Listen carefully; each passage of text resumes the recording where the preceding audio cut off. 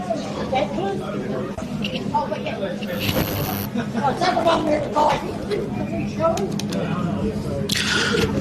g'day footy fans, and thanks to So Cloudy Web Design. Welcome to the John Bicemore Oval for round 11 of the Southern Football League, exclusively on Filming Footy. With the top four looking set, just one final spot remains, and the winner of this game is going to have the inside running on finishing fifth at season's end. Thanks to Pro Build Australia, Fusion Australia, and the Aussie Inn at Hackham, it's the Saints of Christies Beach hosting the Cobras of Cove. My name's Phil Hurd, and thanks so much for joining me. Ollie Riddle is on assignment, but we'll have a guest or two joining us during the broadcast, so stay tuned for that. Christies Beach, they're 3-5, coming off the bye on a two-game winning streak.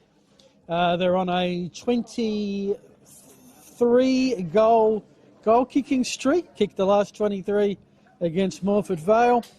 Last year, the last couple of years, they made the finals. Last year, they won a final. They're really keen to return. For Cove, sitting in fifth at the moment, 4-5, almost pulled off the upset of the season last week against Flagstaff Hill, fell just 7 points short.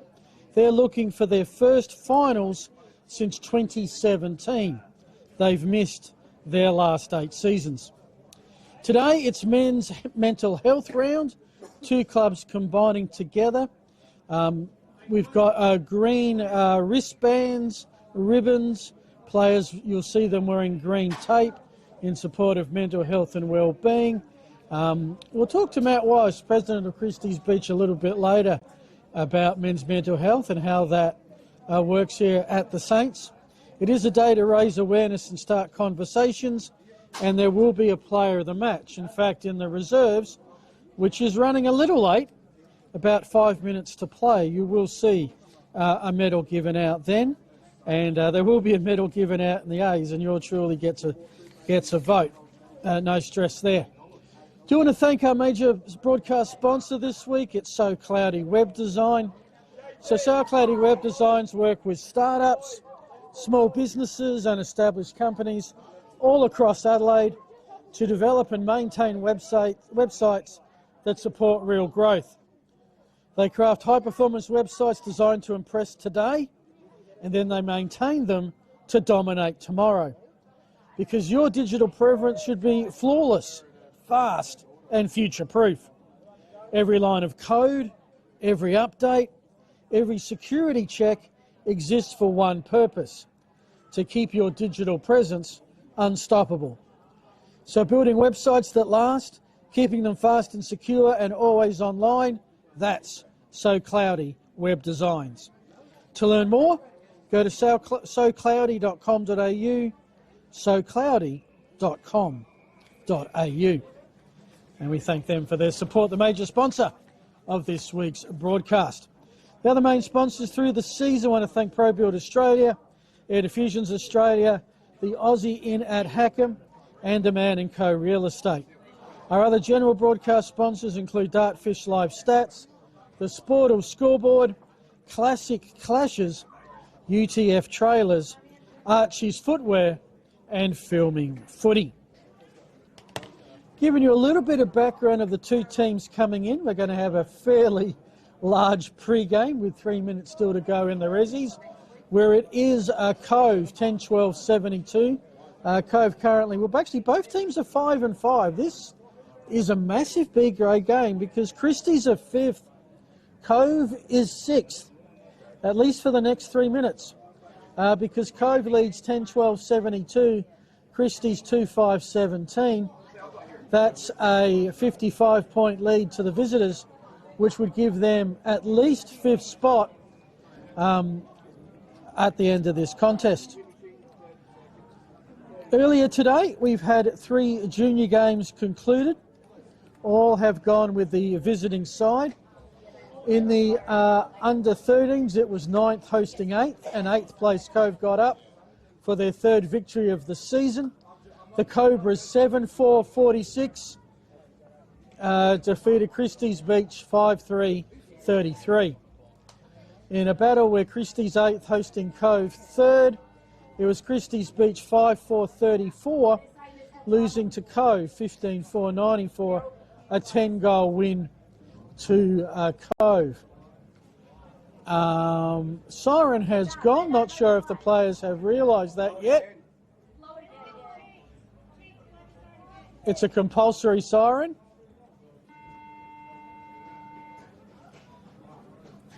I think they've worked it out now. Yep, game over. So final score as mentioned, Cove 10-12-72, Christies 2-5-17. You will see as the A's will make their way out shortly, you will see a little presentation happening for the Bees for the medal. So thus far, Cove are 4 from 4. This year, Cove come in having beaten all the teams below them.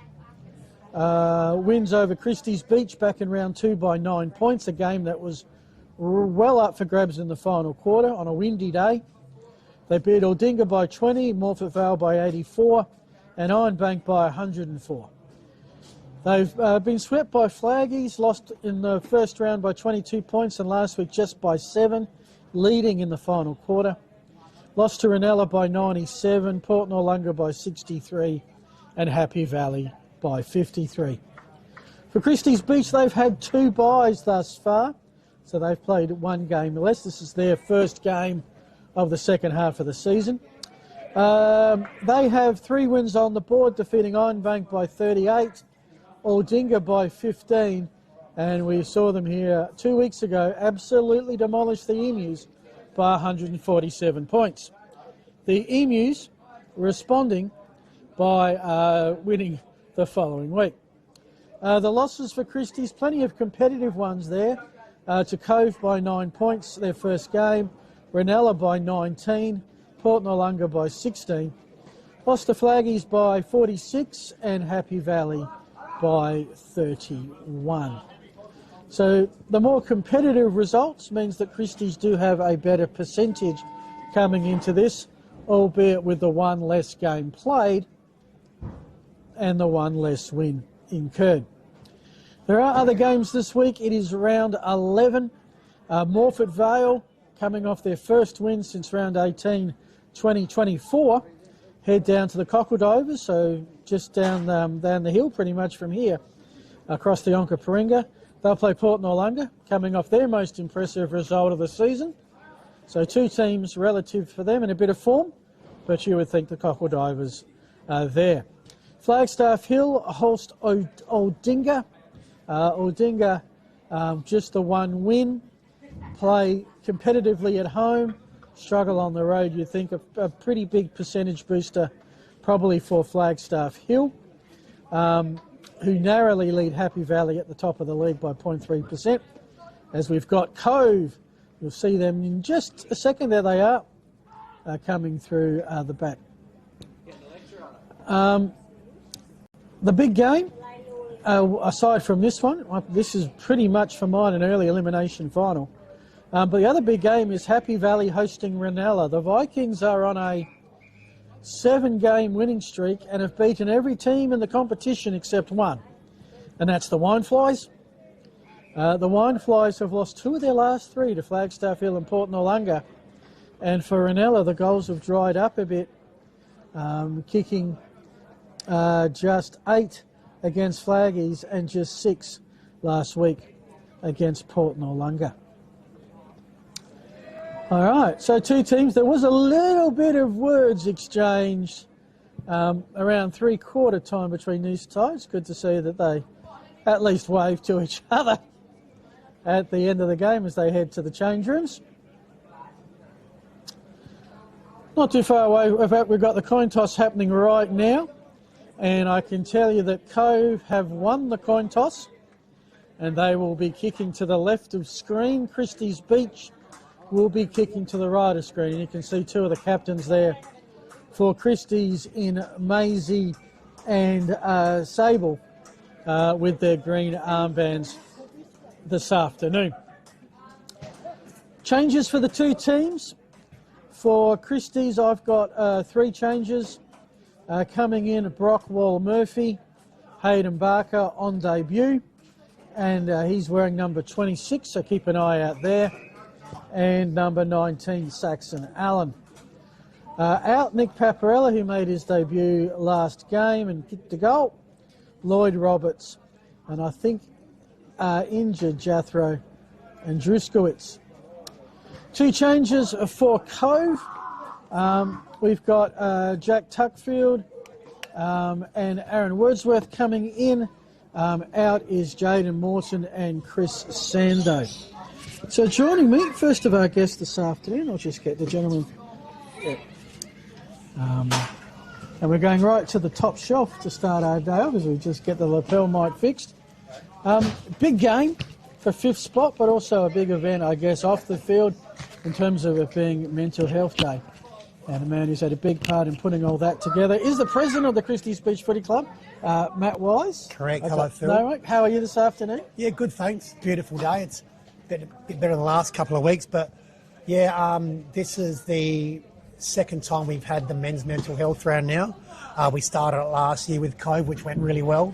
We're lucky enough to have Richie from the Next Step come along to both clubs during the week before leading up to the game and have a chat, and then to play the game and hand out a medal to the B grade player and the A grade player best on ground. So it's good to raise awareness. Do you know who won the B grade? Yep. So that was number 3, a fella called Jed Beasy from Cove. He played half back and on the ball, and he got a lot of the footy, and he's a good-looking rooster, so couldn't have gone to a better lad. All righty. Well, no pressure on the judges on this one. We're almost set to rock and roll here. Beautiful day for some football, a big game and a big cause. Yep. Well, it's a pretty important game today, Phil. I think both teams are probably looking at that 5th spot, and Cove, I believe, might be slightly ahead of us at the moment on the ladder, but I think the winner of this will go a long way to making the final spot. All right, just lost a power momentarily. Well, the B grade finished early, and they just had a couple of troubles with the siren then, so we're underway. We're underway. 5 minutes after due, but that's all right. We've got lights here, which I saw in action a couple of weeks ago. Much better day than the one that we had against Morford Vale. As the clearance is taken by Mackenzie Neal, Christies Beach will get the first inside 50. Leading the race to ball is Ty Bastian. He's met. Little tip on there from Damien Roach. So Cove execute the first defensive rebound. Only as far, though, as Daniel Lee. He's looking and finding a teammate. That should be a scrimmage. Umpire is going to let it go. I think there was a hand pass coming out from Saxon Allen on the far side of the field, where we're glad we've got the monitor. And that's a last touch lasso.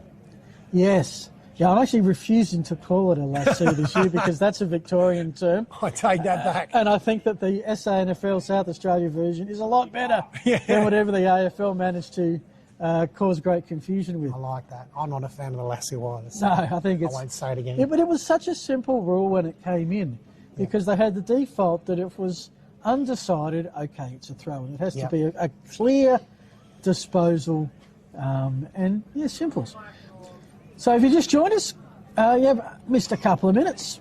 Christie's doing all the attacking. Tackle was Climbs Carlaw for Cove. And it's high. And it's high. You'll get the free kick by the boundary. I got bogged over there last week when it was a bit rainy. I went to reverse out and I couldn't move. So the cars on the hill there? Yeah, I parked at a different spot today.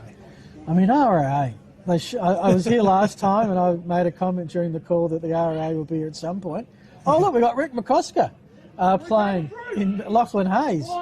Normally, you don't see that taping in the opening minutes of the game. He had it before the game, so it might have been a warm-up injury. I was about to say, what did the teammates do in the warm-up? Centre wing. Harry Court goes in board. Not a good kick, though, picked off by the big fella.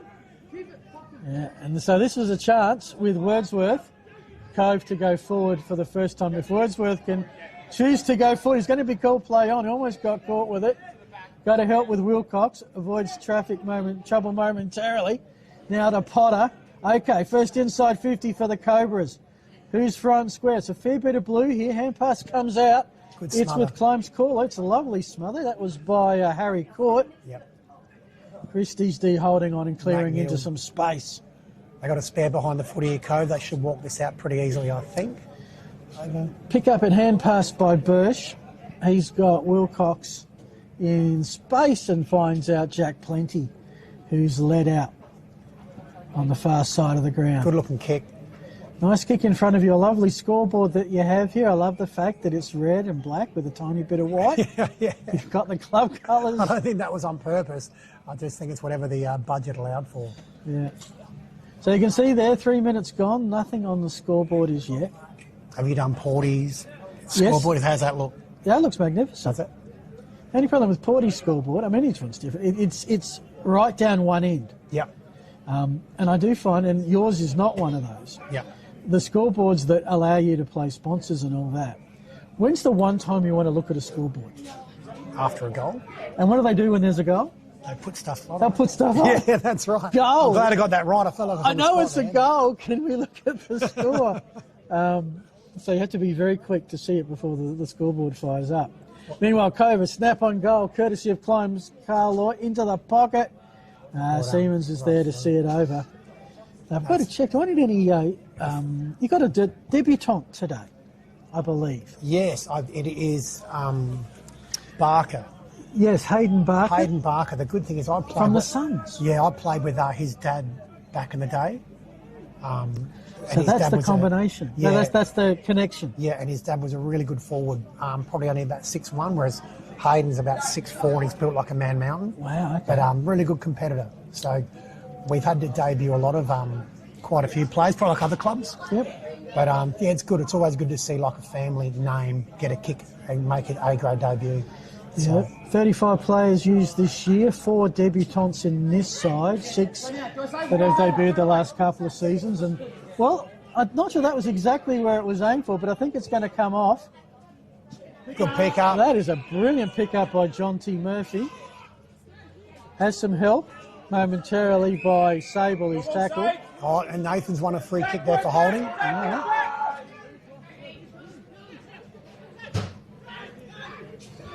If you're much better at picking up the umpires than I am, I just have to sit and wait and see what happens. Well, Brockwell Murphy, one of the 4-ins for Christies today. Braden Hooper, who picked up a medal the last time we were here. What was the Morphett Vale game? There was a... It used to be the Shifty Lizard Cup. The Shifty Lizard Cup. Yeah, in honour of a couple of legends from both clubs, Wayne Anders, Andruskovich family here, and another man from Morphett. Now, was that Shifty or were they Lizard? But it stopped. But the cup or the shield that was started, it used to be based on the cumulative score of the A and B grade throughout the year. Don't quote me. Okay. But I think it's now just when we meet. I just think it's the A grade when we meet. Gotcha. I believe. Because they've had to amend it. Well, we have just the one behind the Cove so far. Almost 6 minutes gone of the first quarter in a low-scoring affair thus far. Christies with the attacking haven't managed to... They've had plenty of inside 50s, haven't really got it with inside 35 of goal as yet. Oh, Chance, if you can keep the footing. Ground looks in pretty good nick, actually. yeah. The grounds was out here rolling the centre because, probably like most clubs, the middle was chewed up so badly the last couple of weeks. But I went for a walk out and had a chat with the umpires in the earlier game and couldn't be better. Sable Daru got the hand pass out. There's a free kick. It's going to go the way of Christies. Bit of hanging on. Who's got it? Maisie. Michael Mays. Michael Maisie, 14 goals this season after 33 last year. And Phil, he never misses these. He never misses. I've tended to find that any time so you're a guest, so I'm not sure if the commentators curse. No, I'm not sure if it goes to guests. No, I'm confident. It's his favourite. Confidence is high from 30. You can see why. Never misses them, Phil. Lock it in. No pressure. So he's done well. Co-captain, won the toss, kicked the first goal. He's good. He ticks a lot of boxes, Maisie. Do you have a first goal comp here or something? Nah, there's not many things that go on. There used to be fines back in the day as Barker runs on for his first one. Man Mountain, I see what you mean. Boy. I'm not sure what they do these days, but back in the day we used to have a few fines like most clubs do, and everybody gets spent on alcohol anyway. So. That's it. It gets circulated pretty quickly. So back in the middle. Important game. Some of your people are asking me during the week, who are you tipping? And I could make a case for either side. Great team. Both coming off. I mean, the fact he actually demolished a team 2 weeks ago was good, but Good crowd. Morpeth Vale, do you wonder about that? Galley had it, lost it. He did. The snap around the body by Riddle is just a ride to the right. That was a 50-50 that mark. I mean, one of the things I've liked about Christies is you always seem to be very competitive against the top sides, where until last week, Cove were almost flat track bullies in some of the games they played, but they were about 5 minutes short last week. And I believe Aldinga were the same against Valleys. They were in the mix till 3/4 time. Yeah. And then just didn't get over the line. Yeah, Aldinga are an interesting team at home. They grow. I mean, you would have found that out about 3-4 weeks ago. They were really good. Pushed you all the way. Yep. Then something about travelling up that New South Road, and it's something gets lost along the way. Yeah. But no, what you were saying before, it's frustrating because we are very competitive, but it seems we have so many honourable losses as opposed to jagging a couple of wins here and there. Yeah. There's so many honourable losses, and you look back and think, if I only did this, I only did that, but it's just not happening at the moment. Yeah. So in that perspective, I know Cove last year they won 6 games, and they were saying, we could have played finals if we'd have jagged about 3 of those close ones. I mean, at the moment, you're winning the game. The one that you didn't win that you needed to was Cove in round 2. Yeah. If you can win this, your percentage sort of gives you that tiebreaker edge. What disadvantaged us at the start of the year was we had Noarlunga, which was obviously B grade only, so our first game was round 2. Yeah. So we hadn't had a proper hit out apart from trial games. So we rolled into that game. No offence to Noarlunga or anyone, but it just seemed like we were a bit underdone and not ready to go. Yeah, there was a bit of rust to knock out while Cove had been warmed up playing flaggies the week before. As Cove go forward, they've got a few forward targets. Here's one of them. The holders will be key for them. This is Lincoln with 12 goals on the season.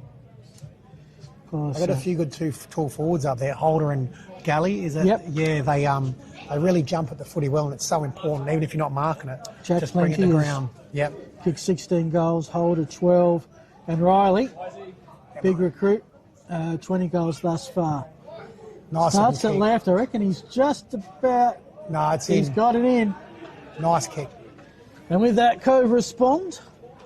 Lincoln Holder, like brother Riley, starting their football at Roxby Downs, who I think are also the Saints from memory. Let's go with it. Let's go with it, yeah. Exactly right. I just want to thank all the league sponsors this year, of which there are plenty. Of course, So Cloudy Web Design are a major broadcast sponsor today. Also, the Flurio Milk Company, Air Diffusion Australia, SA Landscaping Supplies, Master Plumbing Association of SA, Paladin Sports, Sharon, Sports Centre, All Frames and Mirrors, Belgravia Apparel, the PW Collection, Dartfish, and the Youth in Sports Foundation. Good timing. Ball goes up. Another good tap by Had the a bit of Cove. practice now. That was 10-3. brilliant. The Cove rocket. They got some big boys in the middle. They have. I just have a feeling that Christies, you're a bit more of an even team. Yeah. But I suspect Cove have a few more stars. Yeah. If that makes sense. I think our stars, like Dan Lee's a very good footy player, May's a very good footy player, Reece Money. We've just got Hooper, hopefully Kerwin are all having a really good season, getting in the best more times than not.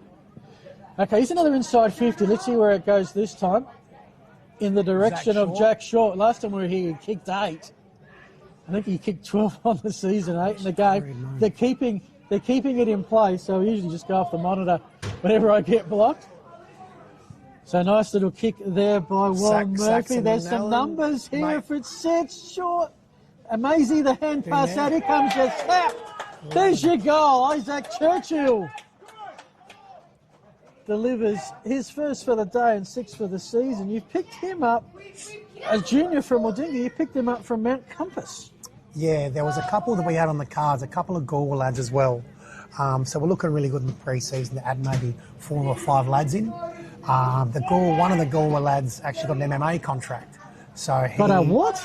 Mixed martial arts. That's what I thought you said. Yeah, so he got that, and then when that happened, we didn't get his. They were coming as a package, but No, Okay. Churchy and Hoops have been great inclusions. They're young, they bring a bit of pace and good ball users. So, Right. So, MMA package. Wow. yeah. Of course, you've got Nick Paparella, Yeah, a college baseball superstar. Don't worry about the extra. There's noise all around. It's all part of it.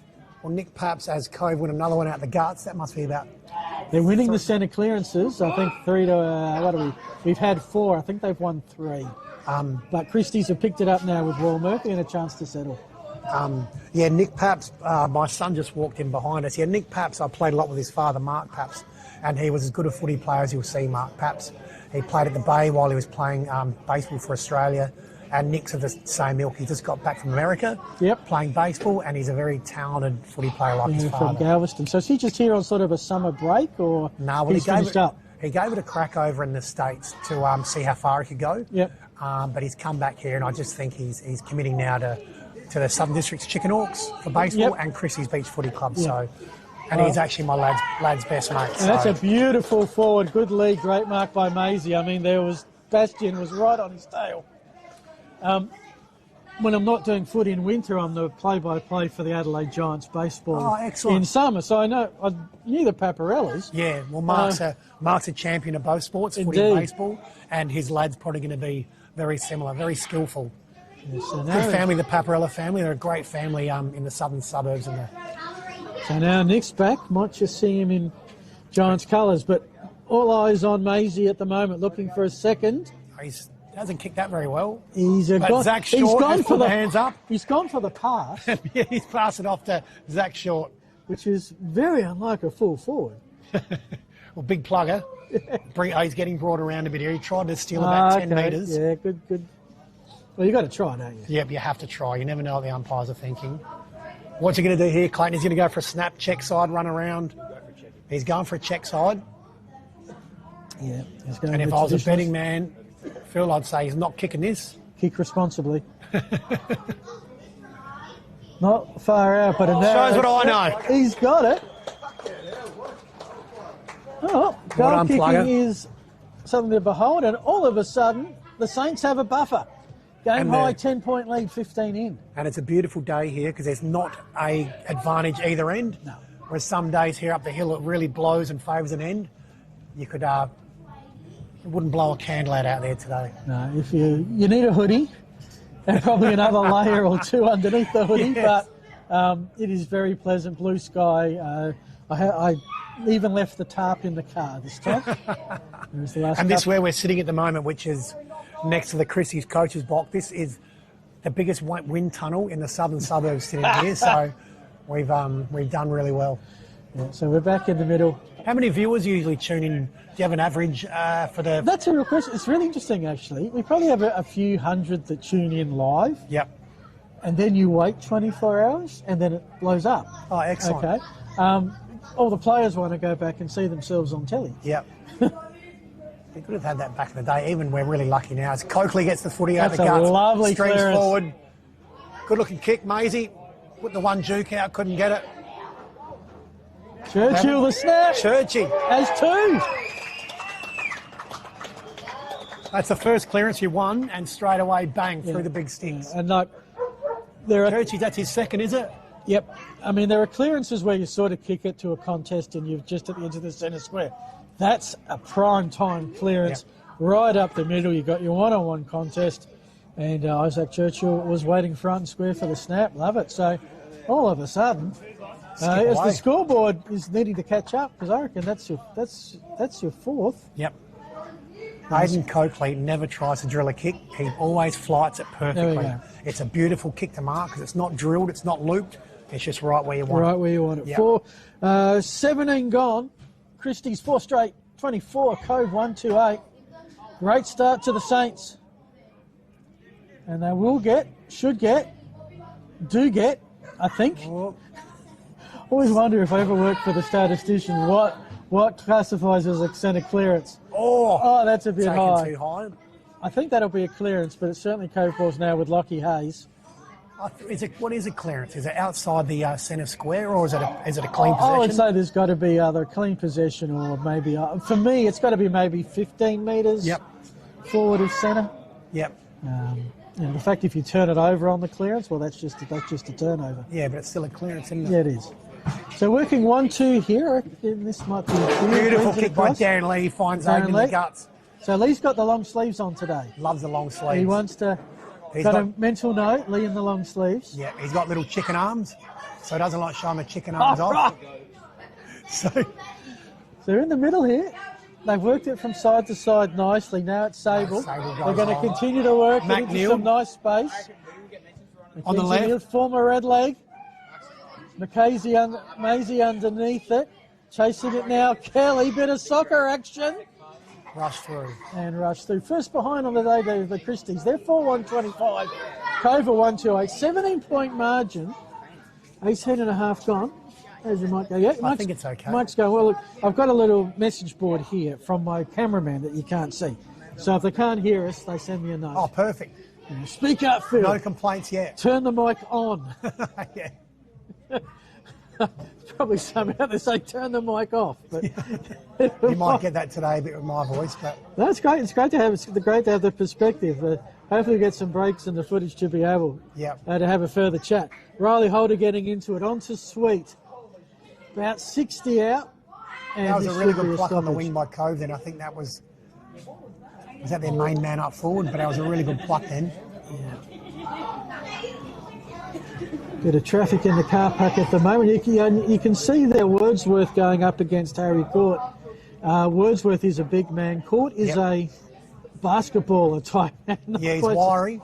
Wiry, not quite as tall, so he's got to, I guess, use jumping ability. Yep, he's not going to win a one-on-one like body. Lee with another touch. On to Hooper. And he gets back-to-back medals. As it sits out of bounds. So how many people would you normally expect on a home game? Because I know they come in, they go out. Christies, we've been lucky, we've always been well supported. Even when we weren't going that well, we've always both been supported at home and travelling.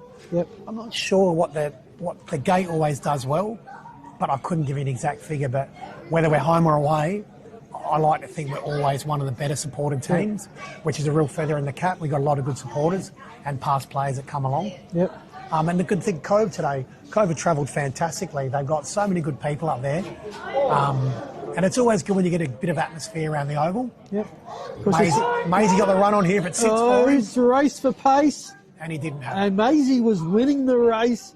He ran out of real estate. Yep. Maisie is very fast, like for a heavier set leg. Is it like an intense thing? Yeah. He can go from 0 to 60 really quickly. Yep. He's unbelievable. He runs people down. Short comes in the run interference. Well, see, that does some great things for Christies because, okay, it's the neutral throw in now, but that means the next time the defender's thinking about going across the goals, he's going to probably think twice. Going to think twice. That kick, without being rude to Cove, that's a very important kick. It's got to be better, doesn't it? If you're hitting that one, you got to hit that 19 times out of 20. Yeah. So that bit of grass there, obviously there's the cricket nets in that corner. Is that just sort of the bit they replay? Oh, there's a beautiful snap. And missed off what the that field. Is, that's the bowling bit? That's the cricket practice area. They use a lot, and unfortunately for us, as soon as cricket season finished, which runs almost through all our pre-season, when it finished, they dug it up and they relayed it. Yep. And we weren't aware of it. So for the first, it's probably up until the last home game, we weren't able to use it. Oh, right. So there's been no warm-up area here, where that's traditionally been the warm-up area. And it's a good one because it's near the footy. It's big enough for both teams to go, but we haven't been able to use it, which is frustrating. Yeah. But the cricketers had to do it because it's a shared facility. We always accommodate each other where we can. Yep. So if you're listening, cricketers, you're doing a good job. Yep, the home of the Stingrays. Lots of good friends in the Stingrays. Shawnee Tanner, Nick Bowen, Jace Riley. Because you've got the footy club, the cricket club, and you've got the sports and social club. Yeah. And it's run really well. We've got some a lot of good people that used to be involved in the footy club, involved in the sports and social club, and with its darts, cricket, footy, just the social club people. It's just a fantastic place to be. Thursday nights and Friday nights, they do really cheap meals, and and bingo. Bingo's probably one of their biggest. The thing? Yeah. Okay. So it's a really good place to be at the moment. Lots of good people and lots of things happening. So Well, that's what you want your local community club Yeah. to be. And I know Christies, the inclusive league, Yep. your women's footy, anyone and everyone, there's a spot for you. Yeah. As it's with Ryan Kelly, pretty much in the centre of John Bice Memorial Oval. Spots up. Number 13. Okay, missing a 13. I should have checked that pre-game. That's Gully. Gully isn't on the team sheet for us. Okay. Young Hope he is. Oh, maybe not your team sheet, but Not on mine. No, Gully must be on the official one. we had a little bit of technical stuff, which means I didn't go and check them. But anyway. That's a good kick. Yeah, I know poor now. bounce. Yeah. I guess the ground is soft in a couple of places, maybe. But Hayes through the middle. Can't miss him. He's now got Lincoln Holder in the middle. Where's the run? It's on the outer side. With Riddle. Now it's your penetrating kick towards the scoreboard to no one in particular. Almost spills out of bounds. Shortridge keeps the contest. And it's going to be a ball up. Whoa. Sorry, I didn't know you. That's okay. I was just thinking, but that was the Christies player being tackled. Okay. Make it mine on record, that should be on. Okay. Anyway, I thought that might have been a last touch, but obviously they've kept it just in. They managed to tap it out. So an 18-point lead. We're into time on. 5-goal quarter. So you're looking maybe about 3-4 minutes left. Hasn't been a really stoppage Cove on here. game. Yep, Cove on here. And they got a free. Yep. That was a really good, he took it out the ruck there. And it's And got moved it Holder. forward. This reminds me of Morford Vale's goal. First quarter 2 weeks ago. Morford Vale kicked 2 in a row. Did they? And they had a lead. And they had the lead for about 10 minutes in about 20-minute mark of the first quarter. It was a free kick deliberate Was out that of a bounds or Morph something. And then Christies kicked the next 23. Oh, yes. Yeah. That was the last goal Morgan Vale kicked all day. And, it did become a little bit of possession in the final quarter. Holder's kick. Beautiful kick. Goal kicking sublime today. Beautiful kick. He's got Cove's 2 so far. Got a very nice action. Yeah. He's 14 for the season. Yep. 25 gone. Sportal scoreboard. Christies Beach, 4-2-26, Cove 2-2-14. You're with Phil Hurden, special guest, Saints President Matt Wise. Green armbands. Look, it's green today. Yeah. Second year, I think I said that we've had the men's mental health round, raising awareness from men's mental health. So it's a good thing to do. Like there's lots of, seems there's always something to support, but this is a good one because it's getting a lot more attention and getting brought to attention that it's a real thing. Yep. Not something you push under the table and don't talk about. And it's important to footy clubs like this because, I mean, you've got, I'm not saying it's an issue maybe for Oz kickers or the really young kids, but you've got that age range of the teenagers and Yep. all the adjustments to life and stresses they go through these days. Great mark by Zach Short. And mental illness can strike pretty much at any age. Yes, absolutely. And probably everyone knows someone that's affected, and it's becoming more, I'm not sure prevalent's the word, but it's getting more Zach out Short there. wants to kick a goal. I'm backing him, big plugger. His run-up is almost as long as the distance he has to kick. Well, they might have to bring him some water halfway through his run up here. He's going to get We need a worn out. hydration break. Yeah, he does. But he's got a nice kick on him, plugger. Yeah. I reckon it might be touched just on the line, though. Okay. He's gone bang, and he's absolutely flushed that. He's flushed that from 50. That's his second. That's as good a kick as you'll see, Phil. That was a ripper. Yeah.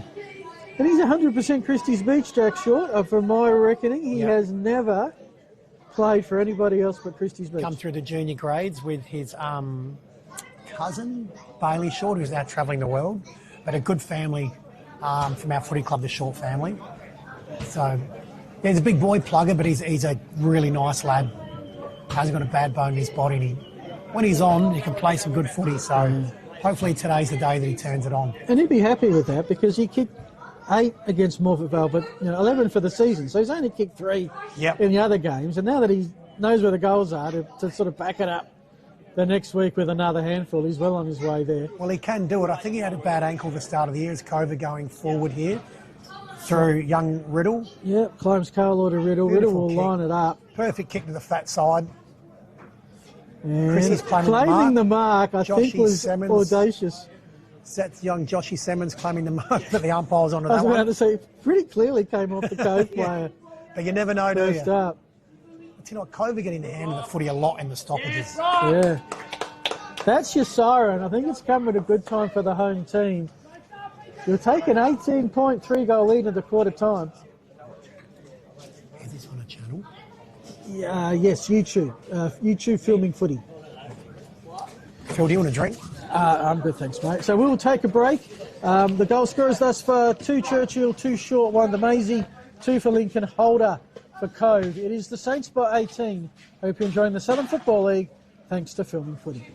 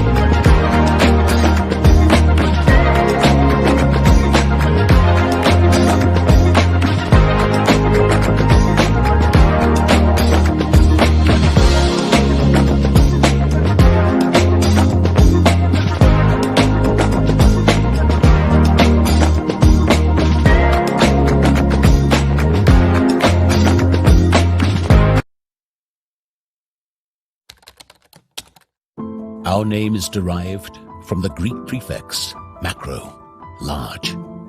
From the day we were born, this has been a promise for the future. We have grown through dedication, sweat, self-denial, faithful to our mission of being on the side of those who put themselves on the line. Through our name, we celebrate the greatness of those who believe there are no obstacles higher than their dreams. The courage to get back up after falling. The obstinacy of believing until the end. These are the values embedded in our logo. The Macron Hero. It's a celebration of sacrifice and tenacity. Up until your personal victory. Until your arms are in the sky. Become your own hero.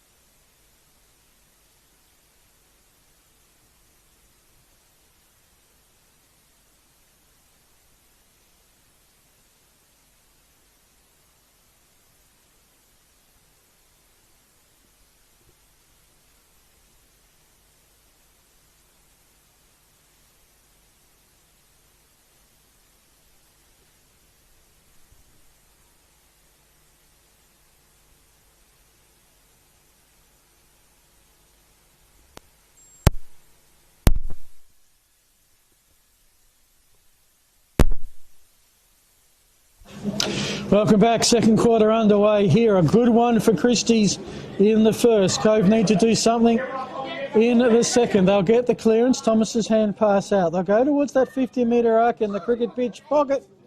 Looking for Stolt. Was it kept in? No, it wasn't. Got some scores coming from around the grounds. Just bear with me for a moment.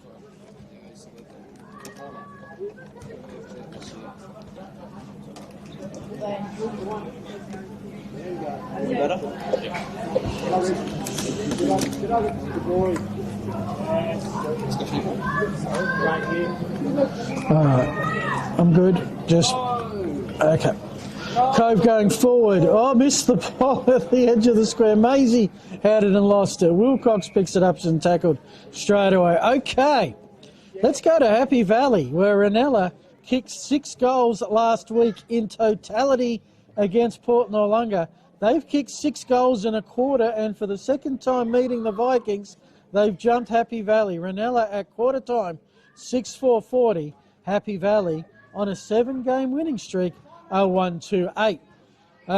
Further north at Flagstaff Hill can tell you that the Falcons have a comfortable lead of 30 points over Aldinga. Flaggy's 7-1, good kicking, 43. Aldinga, not bad kicking, just not as much, 2-1-13.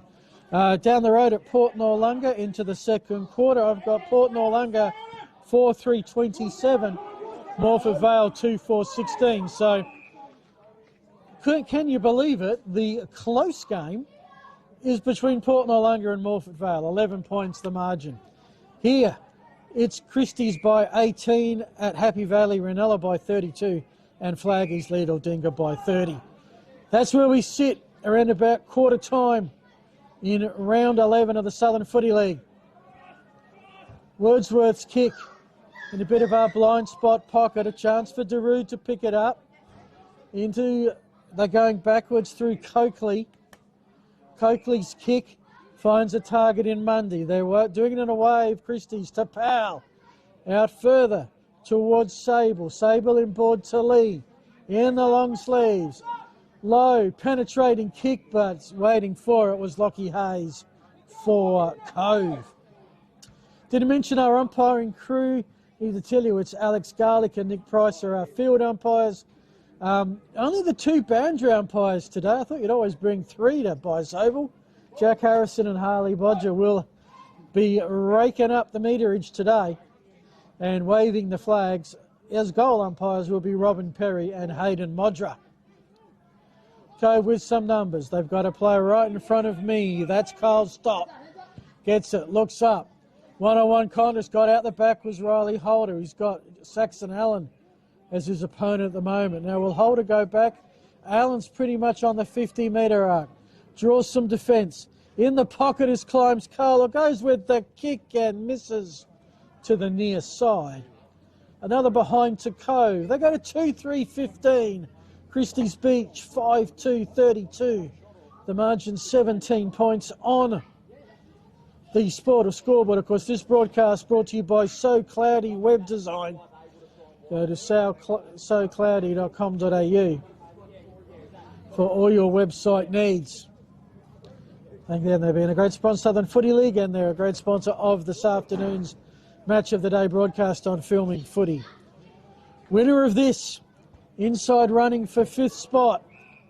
If Cove can get up, they really get a gap. If Christies can get up, they'll be in the 5 on percentage. Looking and finding Saxon Allen winning that contest. Gets the hand pass out, kick around the body. Cove have some numbers coming in the tackle. John T. Murphy. Out of bounds is the call. I think it was Michael Galley who was the Cove player tackled. Christies Beach, second quarter, going to the left of your screen. Cove coming this way, heading to the right, over the shoulder. And it will be Christies free, courtesy of Neild.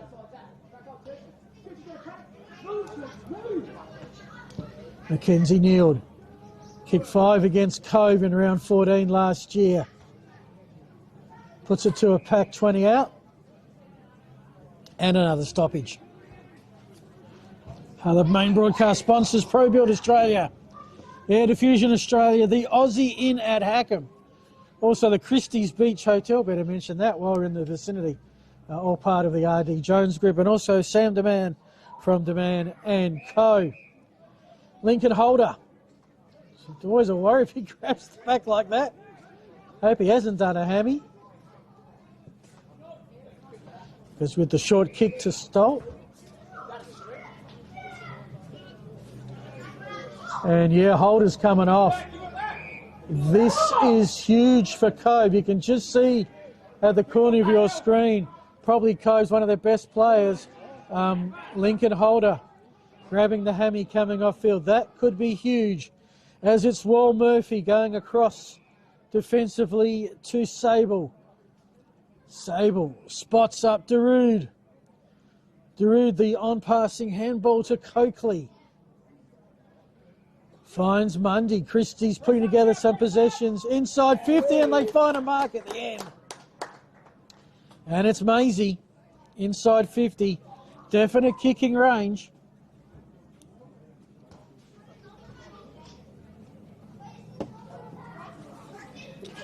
Looking for Christie's beat sixth. If successful, I think 23 points is probably a game-high lead. And again, the goal umpire just has to come forward. They're having the easiest job today. And Christie's Beach have three multiple goal kickers. Michael Maisie, Isaac Churchill and Jack Short, all with two. That adds up to six. They're 6-2-38, Cove 2-3-15. 7 minutes gone of the second quarter. That is on your Sportal scoreboard. The margin, 23 points. And what is a beautiful day for some winter football. It's cool, it's crisp, but it's blue sky. There is sunlight galore. And a good crowd on hand here at the John Bice Memorial Oval. Of course, it is showdown day in South Australia. Good to see plenty that might be going later coming out to support some local footy here. Christie's the clearance, only as far as Hayes to Jet Potter. Getting in the way though, Sable. Co-captain today with Maisie. They won the toss. Not sure there's a big wind advantage. Well, Christie's have shown they can kick goals at both ends. Stolt can't be brought to ground. I think the rule says you have to be retarded, I think was the official interpretation, which means slowed down. And I think that would be a fair definition of what happened there. The kick, however, out of bounds without being touched. A couple of, I would assume they're Cove fans there in the pocket. Long kick on the outer side. I think it's 132 metres from wing to wing here. 166 from north to south. It is a straight north-south ground.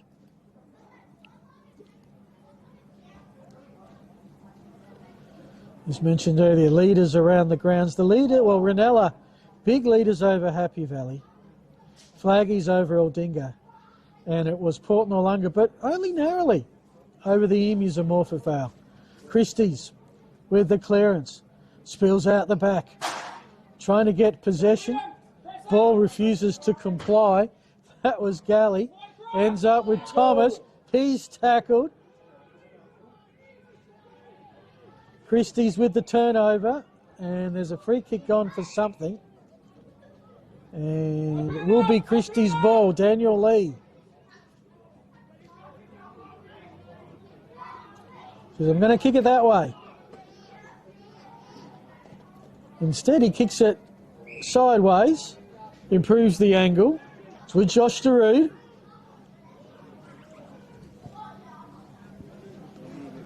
Darude offhands Maisie. Comes back. Too far out to shoot. Kick a little dainty kick into the pocket. Picking it up. Bursting through two. Churchill looks for three. I reckon that's your goal of the day. Isaac Churchill making an early case to be the middleman this afternoon. He had two Cove defenders to beat. He beat them, and then he snaps truly. And it is all Christie's Beach right now. The Saints 7-2-44. Cove stranded on 2-3-15. 10 goals. 10 minutes into the second quarter. A quarter where Christies have kicked 2 goals and Cove have kicked 1 behind. Mental health round here at Bice Oval. Tap to reach.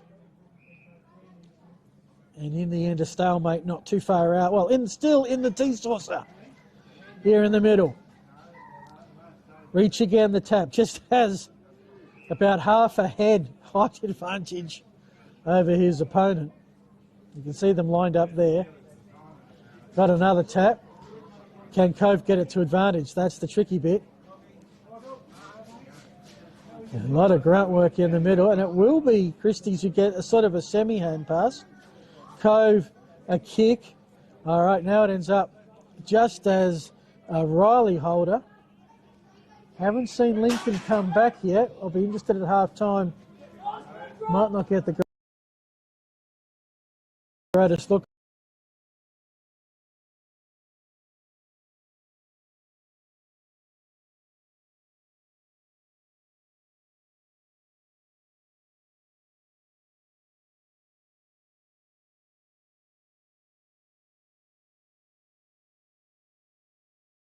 He might have been touched.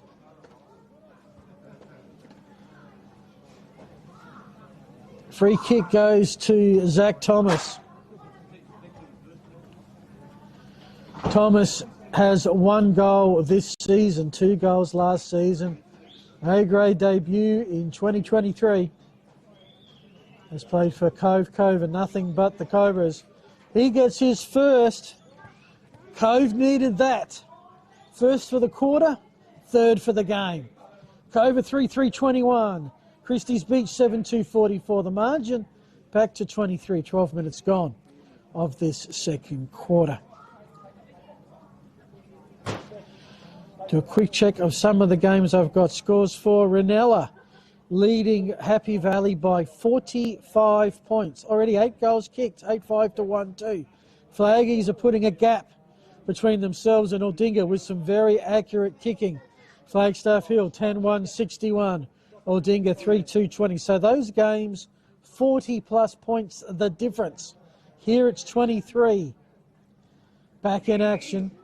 Deemed to have gone 15, the mark taken by the goal scorer in Thomas. From the wing. Riley Holder mesmerised that ball, read the bounce into the pocket. Will it be touched? Yes, it will. Should be a throw-in.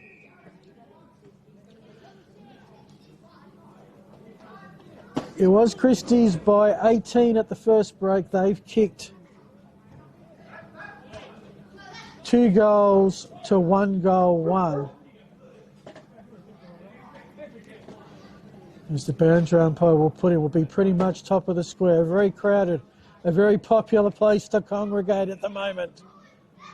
As Sweet was never going to break out of that. Another ball up. Not quite in distance for Christies to try and thump it through. Riley Holder and Ruck, but as soon as he taps it to a teammate, which this time Hayes. No, actually it wasn't Hayes, it was Sweet again. Holder again. That's why sometimes the game gets called aerial ping pong. And another stoppage. Christies have gained a little bit of real estate here, a few metres. Holder getting quite a few ruck taps. Snap smothered as expected. Slowly spilling out the back. Hand pass ends up with Coakley. Coakley's away, runs to the defensive 50-yard. Kicks it over the tea saucer. Maisie couldn't quite bring it in. On the rebound is Potter.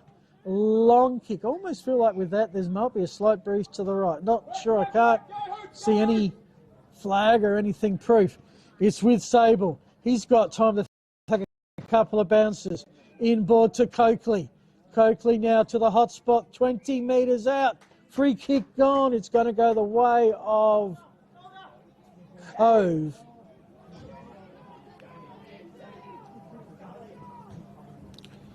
And Ethan Wilcox. Wilcox's teammate out in the back pocket. In front of your Christies Beach Sports and Social Club Incorporated signage. Do you thank Matt Wise for joining me in the first quarter? He'll be back a little later.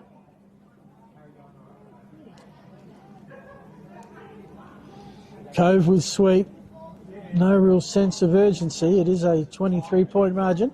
Plenty of time, though. 15 and a half gone to the second quarter. Sometimes you've got to slow the game down to get it back your way. Just a grubber kick forward inside 50. He can run onto it first. Siemens charges the ball. Riley Holder tackles. Bastian, he's tackled. Just got a hands free and hand pass forward.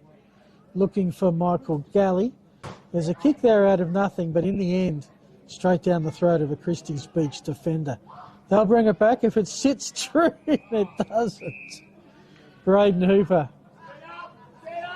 Couldn't quite convince the footy to do what it should have done. 16 minutes gone, 23-point lead. What have we done with the footy here? Okay, we got the footy back. You see the cricket netting there, the warm-up areas they like to use.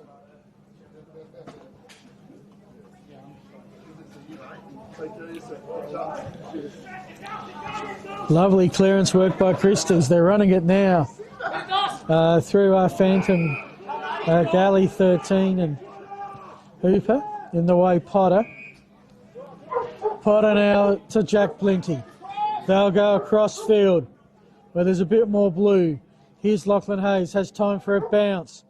Now he's run down. Stop, prop, kick under pressure. Lux of Fortune goes straight to a Cove player.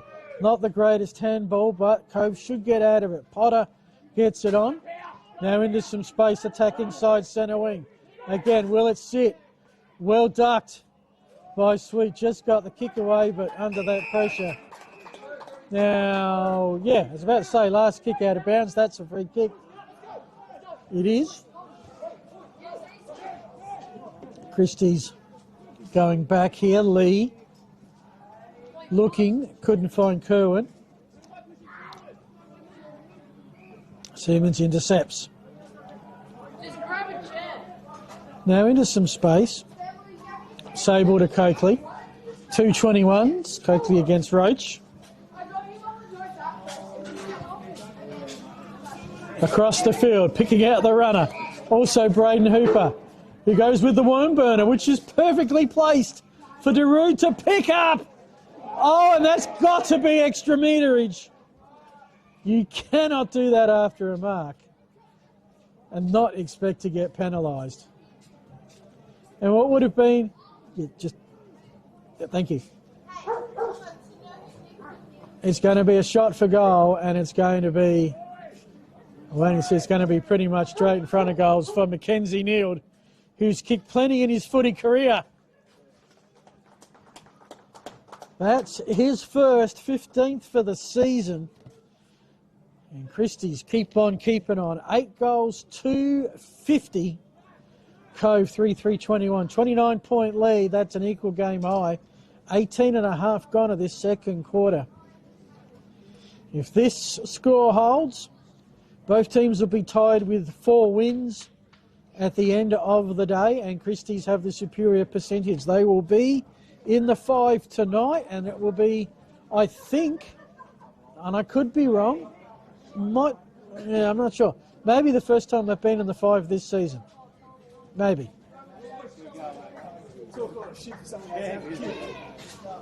So, hope you're enjoying the coverage. Filming footy thanks to So Cloudy Web Designs, the broadcast sponsor today. SoCloudy.com.au for all your website needs. As Lees, they're running with confidence strongly now, the Saints. And they've got the targets up forward, although mark not taken. Oh, that could have been huge if grabbed, but not to be. Would have paid it in the under 8s. I'm not sure the under 10s.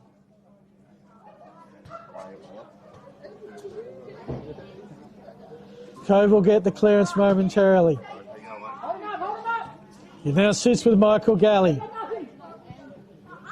Cove need the next one. And then a couple more in the direction of Thomas. Players go to ground. Keeping his feet well was Brockwell Murphy back in the A's today. Lovely pick up by Kelly. Hot footy in the middle. Hayes with a good tackle. Umpire's ball.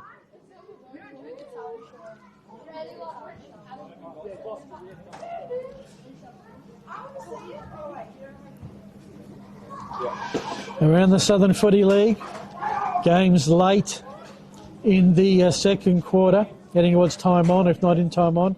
Ranella leading Happy Valley by 41 points. Flaggy's leading Aldinga by 58 points. If I get a chance to look down, I'll try and find your Port Noarlunga Morford Vale score. That amazingly was the close one. Lee again, he's got a lot of touches. Unless there's another player out there in a long sleeve shirt. I don't think it is. Thumped out of bounds. Let me just dial up. Let's see if I can dial up a Sportal scoreboard.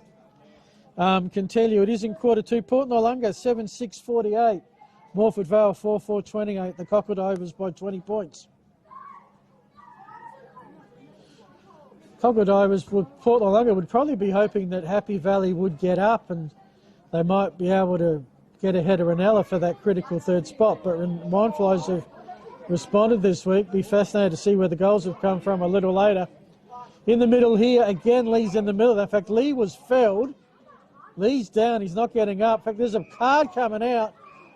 There's players running in. There's cards about to come out. Lee's up. There's a yellow, which doesn't mean you go in the book. It means, in Aussie rules in South Australia, it means you go off for a little while. Let me just see if I can grab a number. It's 17. Thank you to my spotting crew. Michael Galley is the infringer. Daniel Lee, the infringee. Interesting, he's going to take his free kick. There's no extra yardage with that. Take it from where he was down. Just good to see him up. Darude, back to Lee. Christie's playing a little bit of keepings off at the moment. Why not? They've got a 29-point lead with Braden Hooper. They've crossed over the ground towards the half-forward flank where Cove do have some numbers. No one can quite run onto it. Going well is John T. Murphy to put himself into the contest. And that's a nice tackle. Did that well. Ball up. 55 out. Christie's leading 50-21. Cove under a bit of pressure. Riley Holder by the boundary, and he's put that on the roof. That has landed right on top of us. You may or may not have heard the bang. And that's going to be a Christie's beach footy.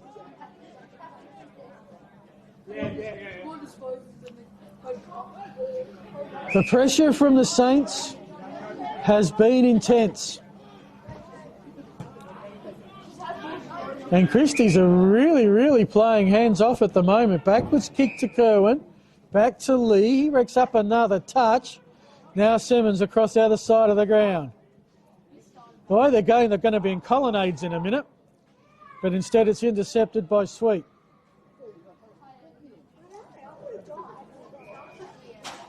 Climbs Carlaw. Into the middle. Cove now a chance to have the ball. Not much scoring happening, but possession footy. Now this is the big kick. It's Jack Tuckfield. Tuckfield, one of the debutants for Cove this year. He passes it on near Lee will. Well, he was going to kick into the pocket. Ball was partially smothered. Behind conceded. Cove a 3-4-22. Christie's Beach 8-2-50. 28-point margin. 24.5 gone. Sportal scoreboard. This quarter, Christie's have kicked 3 goals without a miss. Cove have kicked 1 goal, 2. So 3 scoring shots each. It goes across for Lee. This is dangerous. Yeah. When we put together the Football Funnies tape at the end of the year, that one might get on it. But a Sheesling picks it up and goals. The kick for Lee under a little bit too much pressure. He didn't concede, and that's about as easy as it comes. For Butler Shaisling, that's goal number 1 for today. Goal number 2 in his third A-grade game this season. The Cove Junior, who has spent some time at Hackham and the Lions of Mitchell Park.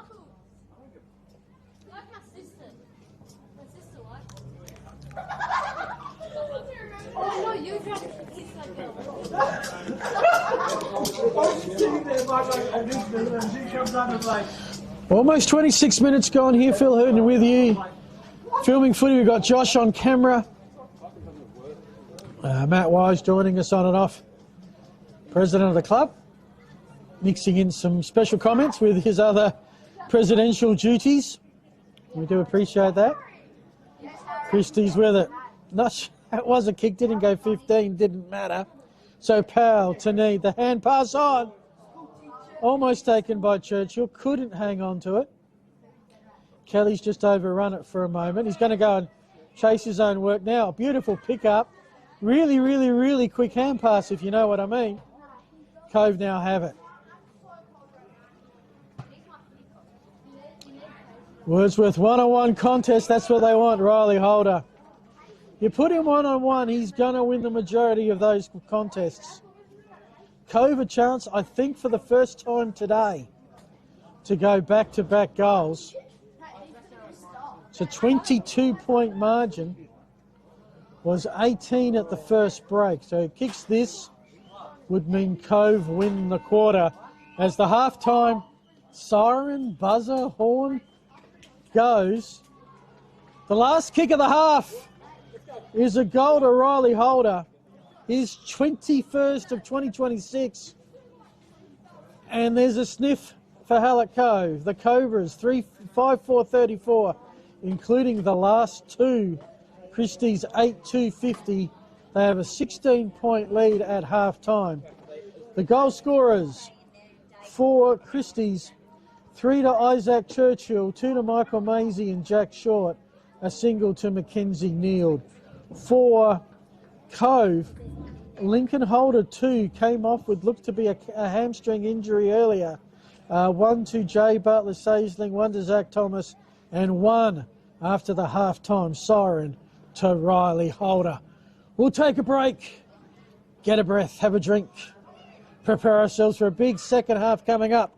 Thanks to So Cloudy Web Design, you're watching the Southern Footy League. Thanks to Filming Footy.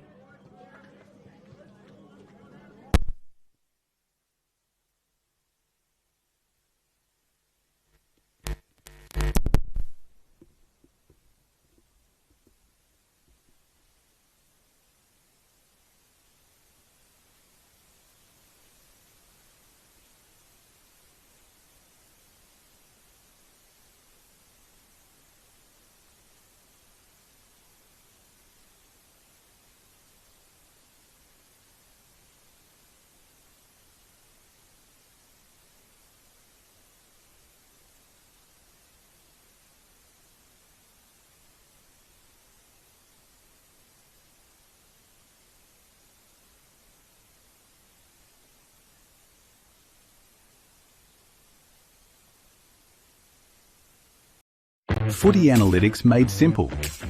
Improve your team performance with My Dartfish Live S.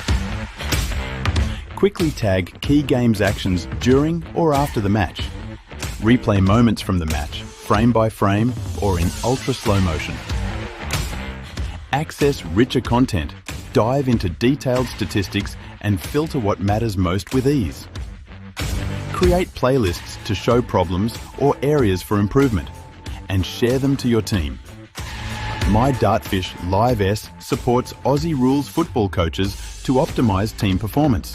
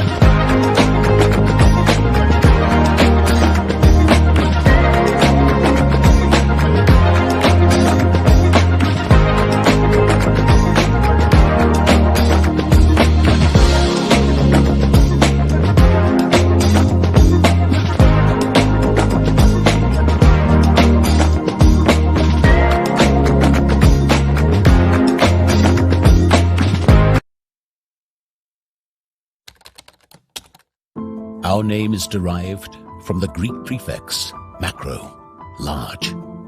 From the day we were born, this has been a promise for the future. We have grown through dedication, sweat, self-denial, faithful to our mission of being on the side of those who put themselves on the line. Through our name, we celebrate the greatness of those who believe there are no obstacles higher than their dreams. The courage to get back up after falling. The obstinacy of believing until the end. These are the values embedded in our logo. The Macron Hero. It's a celebration of sacrifice and tenacity. Up until your personal victory. Until your arms are in the sky. Become your own hero.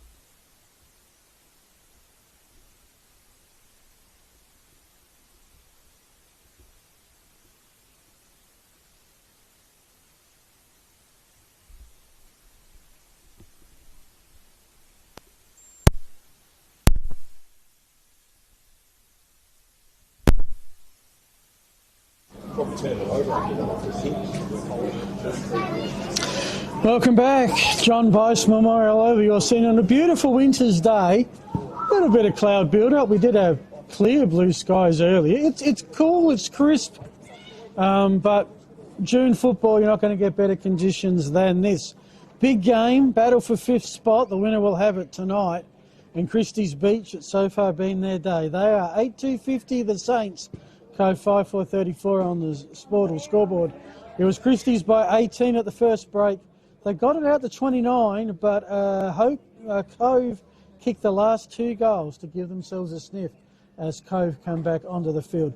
Earlier today, it was Cove by 13. There they are. 13 in the under-13s, 60 in the under-15s, and 106 in the under-17 and a halves. In the Bs, it was Cove 10-12-72, Christies Beach 2-5-17. So Cove, the first 4, but Christies leading in the A grades. Today's broadcast is brought to you by So Cloudy Web Design. So Cloudy Web Design works with startups, small businesses and established companies all across Adelaide to develop and maintain websites that support real growth. They craft high-performance websites designed to impress today, then they maintain them to dominate tomorrow. Because your digital presence should be flawless, fast and future-proof. Every line of code, every update, every security check exists for one purpose: keeping your digital presence unstoppable. Building websites that last and keeping them fast, secure and always online, that's So Cloudy Web Designs. To learn more, go to socloudy.com.au, socloudy.com.au. We thank them for being the main broadcast sponsor today here on Filming Footy. Also, sponsors throughout the season: Pro Build Australia for all your renovation repairs, Air Diffusion Australia, your one-stop air conditioning trade centre, the Aussie Inn at Hackham and the Christies Beach Hotel. They're part of the RD Jones Group, and Sanderman from Deman & Co. Real Estate. Our other broadcast sponsors: Dartfish Life Stats, the Sportal Scoreboard, Classic Clashes, UTF Trailers, Archie's Footwear and Filming Footy.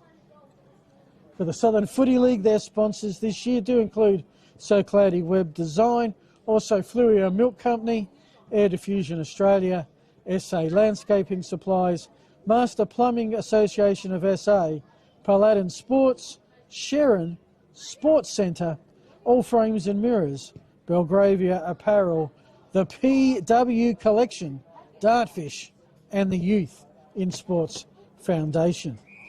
Some scores around the league.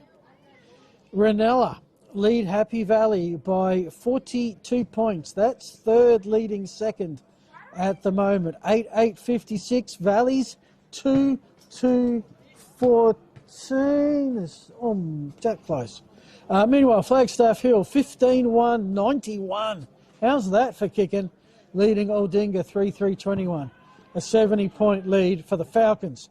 Just down the road here, across the Onkaparinga at Port Noarlunga Oval, is the Cockle Divers in... No, we got the close one, actually. This isn't too far off. Port Noarlunga 8-6-54. The Emus coming off their first win last week, 5-4-34. 20 points, the margin there. So, if that holds, I should be able to give you an idea what the ladder looks like at game's end, at the end of round 11, which means 7 rounds to go. Some teams will have 7 games. Some will have, most will have just the 6. Next week, by the way, Flagstaff Hill host Ironbank Cherry Gardens. Morford Vale and Aldinga. We might just decide who picks up the wooden spoon this year. That'll be at the Emus. Ranella and Christies Beach. Well, Christies Beach pushed Ranella last time they met. And our Filming Footy crew, for the first time this season, will be going to the Vikings. The 2 grand finalists from last year, Happy Valley and Port Noarlunga, will be clashing again at the Vikings Park. All set, here comes the siren, here comes your third quarter. Thanks to Filming Footy. Cove in the blue and red and white going to the left, Christies in the red, white and black going to the right of your screen in this third quarter. It's going to be Stolt with an important hand pass forward into space. One-on-one footy. Running hard and running past it was Murphy. Murphy's going to get it back. His hand pass, though, missed the target. That'll be last disposal. And it should be Cove ball. It is. It's with Jay Butler-Shaysling. Has a goal today. Riley Holder, pick up, spin move. Fantastic to Wigzell. Wigzell the kick into space. Looking, I think, for Wordsworth. He can't pick it up. It's a ball out of bounds, will be a throw in. And some man's lost his boot. I'm not sure if the umpire is going to wait. Maybe he is. That's good to see.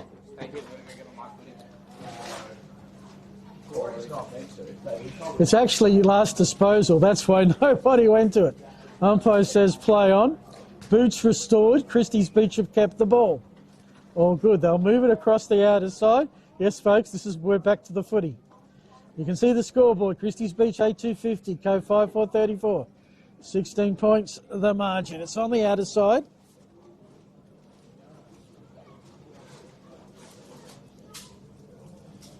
Methodical play from the Saints. Now the long kick. Making good position was Larratt.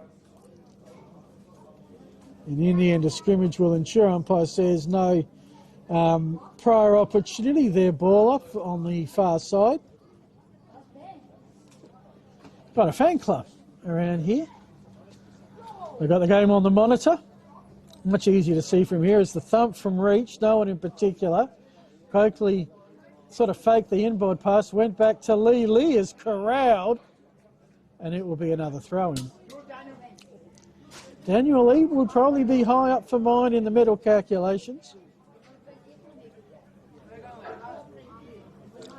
But it's definitely a game. If Cove can kick the first one back to 10 points, it's anyone's ball game. It's as narrow as it's been. Riddle tries to go forward. And it'll be another stoppage.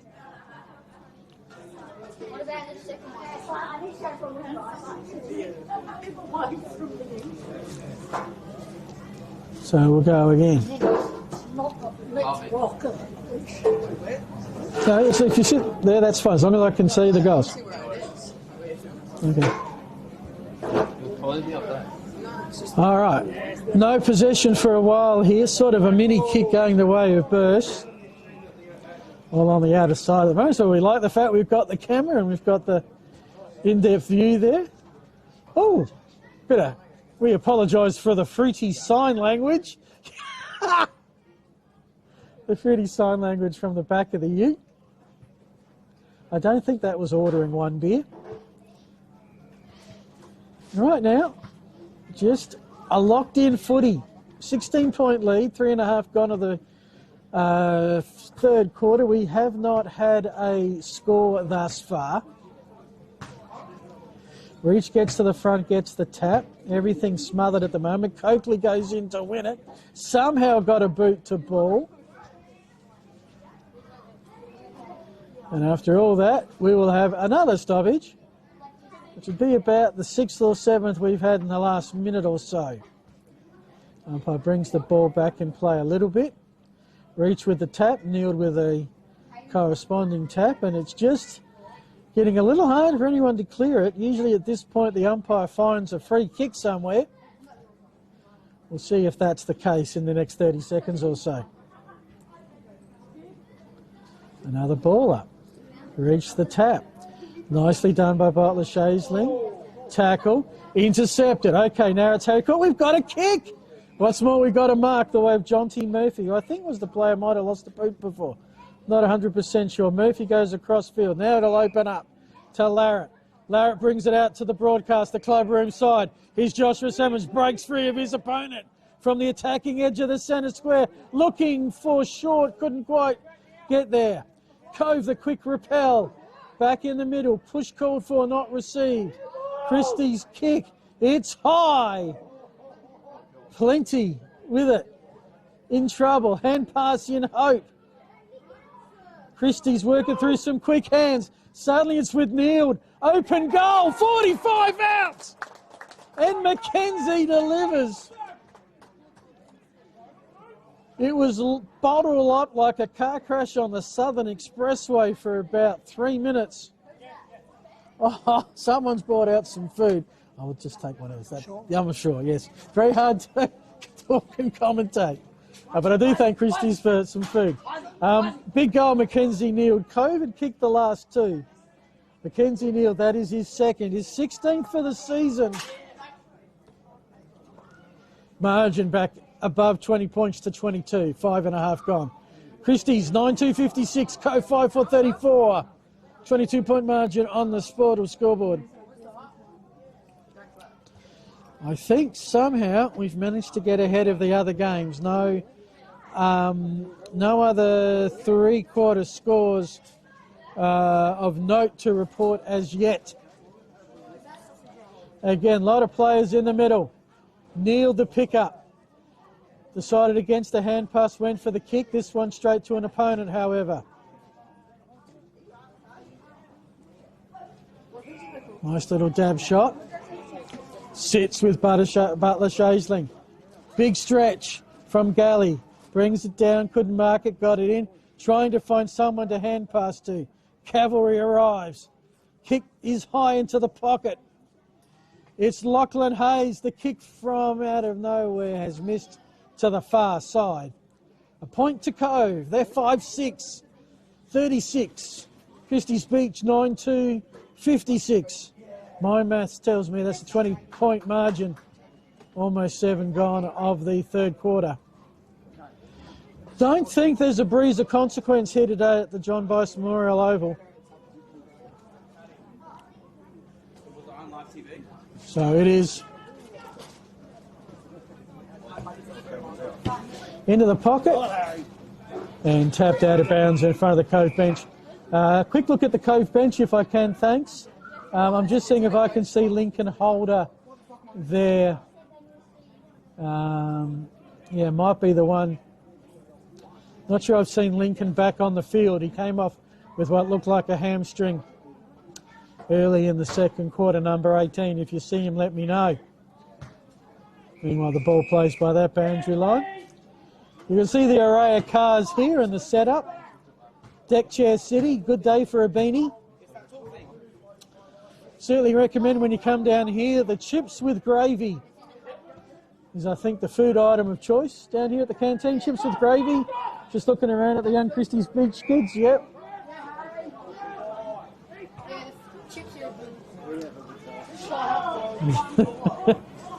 Wilcox, no, sorry, not Wilcox, Ty Bastian. Puts Cove back inside 50, thump into the field of play. Darude had it, he's tackled instantly by Tuckfield.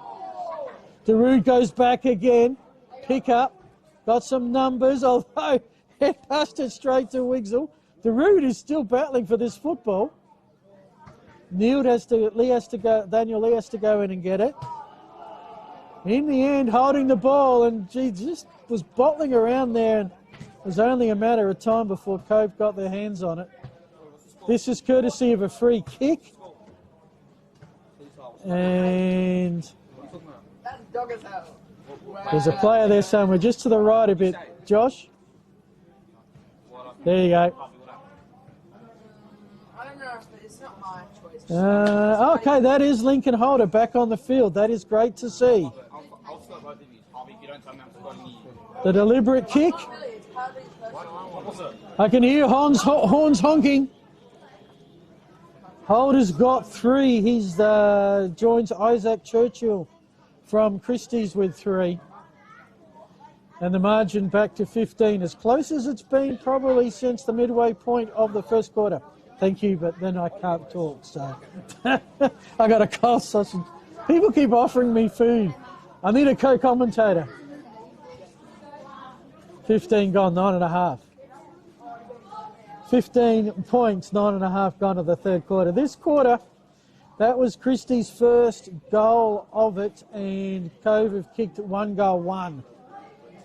So, 18-point margin, first break, 16 at the half, reduced to 15. They played a close one back in round 2. They did have Winders a fair bit. Christies trailing narrowly, were coming home with the breeze, but Cove finished the stronger. It may well come down to that again. Hasn't been the prettiest footy this half, been plenty of stoppages, plenty of dow battles, fumbles. Player taken off the ball, umpire said nothing to see there, that was Sable. Lee got his hands on the football again, back to Sable, who's recovered from that disappointment. Overcooked Churchill.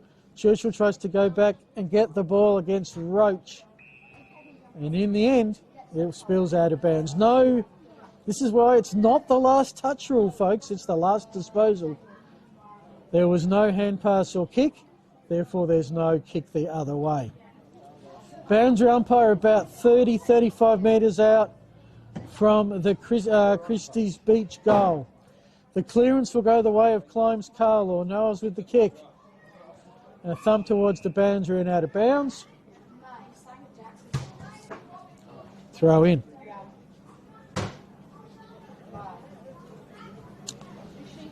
Oh, look at the little bubby there in the rugged up, engrossed in the footy.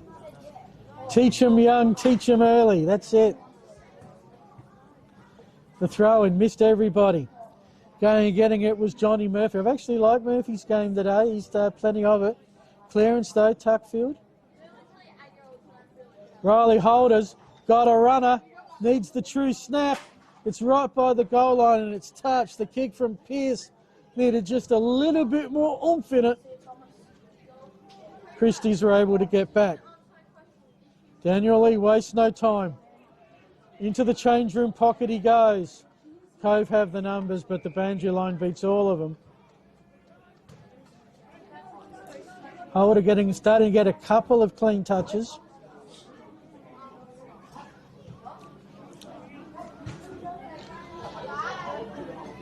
Who's the umpire? Takes a few key steps in. To Wigsell. Quick snap around the body. Waiting under at Sable. He knew that there was a pack coming. Bit of courage there from the co-captain. Churchill. Space on the half-back flank. Down the wing. Clean pickup. Christie's transition's been pretty good today. Skill level not too bad, especially when they found some space. Cove have it. Intercepted. Coakley. Maisie. They were just about to set up the goal, but there was a free kick. Will go the way of Hayes. I don't know what he did pre-game, but he's feeling sore on top of the head and down at the feet. Some hand passing. Potter to Plenty. Cove with the long kick across the centre square, looking for Lincoln Holder. Was he taken out of the contest? Umpire says yes. Cove bench say otherwise. We'll retrace the footy. Oh, someone's copped one. I thought for a sec might have copped one of the unmentionables, but I think that's a sore wrist.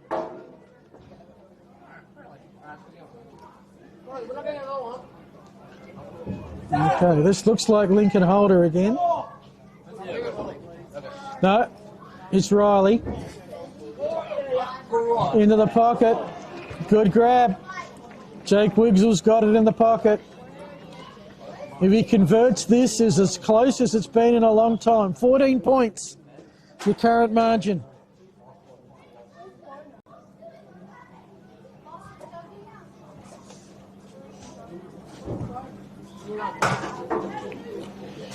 Scores around the SFL. I've got Ranella by 42. I've got Flaggies by about 73. We've got ourselves a footy game. Wigsell kicks his first of the day. His 8th for the season. Margin is back to 8 points. 14 and a half gone in the third. Starting to get a little dark here as we go past 4 o'clock.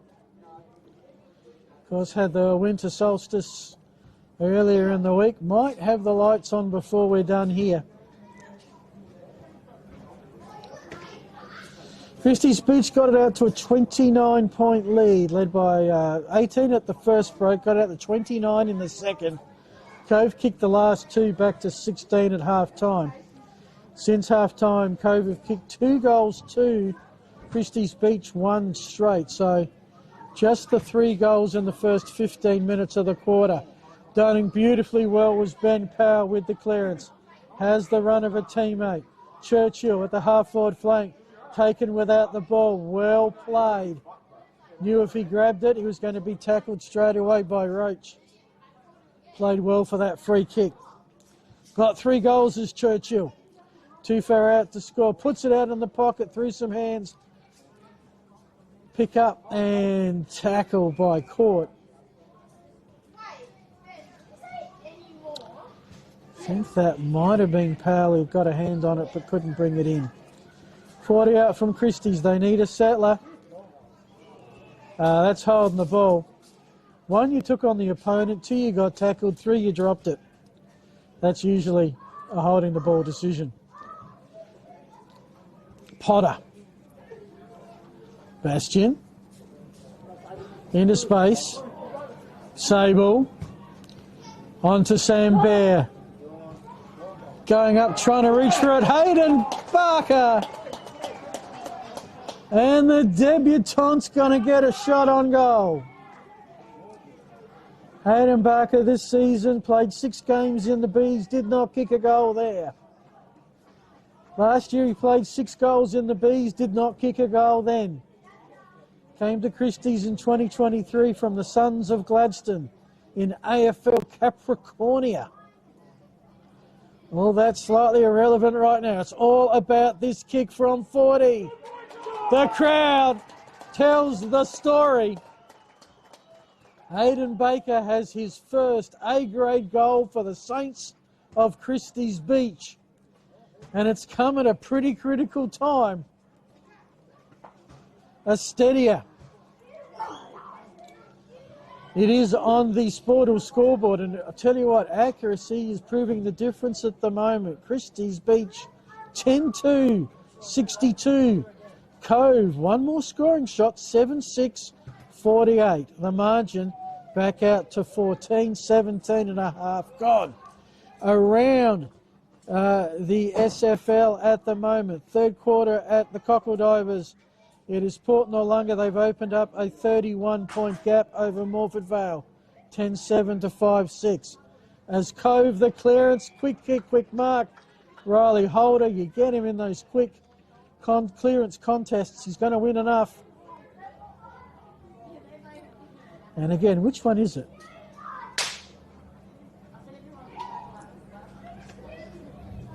It is a thought. It is Riley. Okay. He's kicked 1. He's kicked 2. Do you want to say for now? We can do it next quarter. We'll do it next quarter.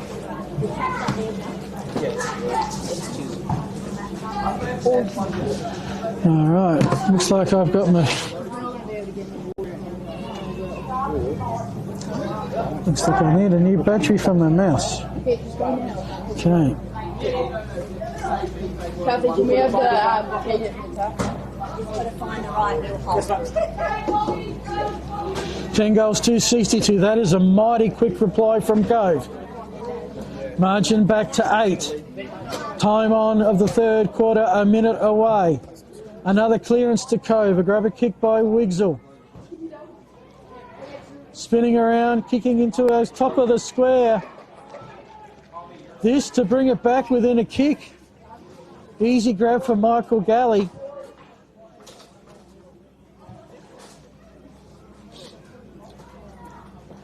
To kick 2 in the space of about a minute and a half, if that.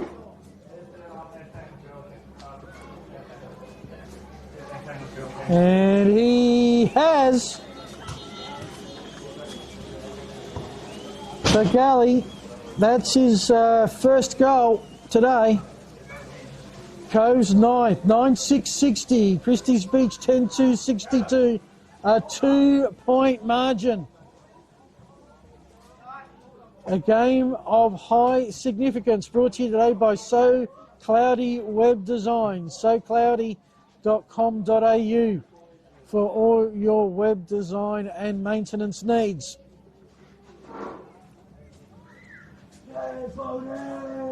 They've refilled the Gatorade for the Saints for that final surge. It's another Cove clearance. Hayes put the head down, couldn't get the ball. Maisie in his hands, puts it in some space. Kick to the half-forward flank. Next team to kick a goal will have the lead. It's with Bastian. Half-back flank. We're into time on by 33 seconds. Great quarter for Cove. They've kicked 4 goals, 2 to 2 goals. Intercept by Pale, who's been important.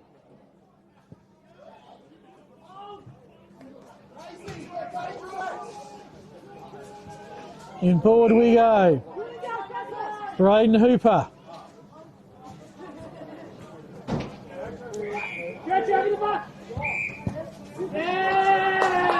Over the mark. It's not the sudden death 50 that you would have at AFL land, but it will be a shot from the 50 arc. You would think too far out to score. No breeze to assist. Hooper thinks that as well. Gives it a bit of a sandwich shot. Trying to charge through was Mundy. His kick, though, only as far as Zach Thomas in the last line of defence. Thomas to Wigsell. Wigsell the long kick. Cove with it. Hand pass forward by Tuckfield. There's a lot of traffic, but Cove are moving it forward.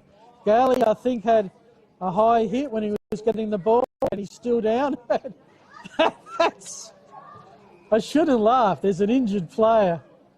But that was mightily generous of the Christies Beach player just to give the ball back by putting it on his backside whilst he was feeling injured. Thankfully, Galley's up to Wigsell. And we go further afield. Lincoln Holder calming the farm. 22 gone. 2-point deficit for the Cobras. To the scoreboard we go, showing that exact score. Hot footy. Powell escapes momentarily. He took off with it. He was tackled. That's all the prior opportunity the umpire needs to call it hot on the ball. And this will be a shot for the lead.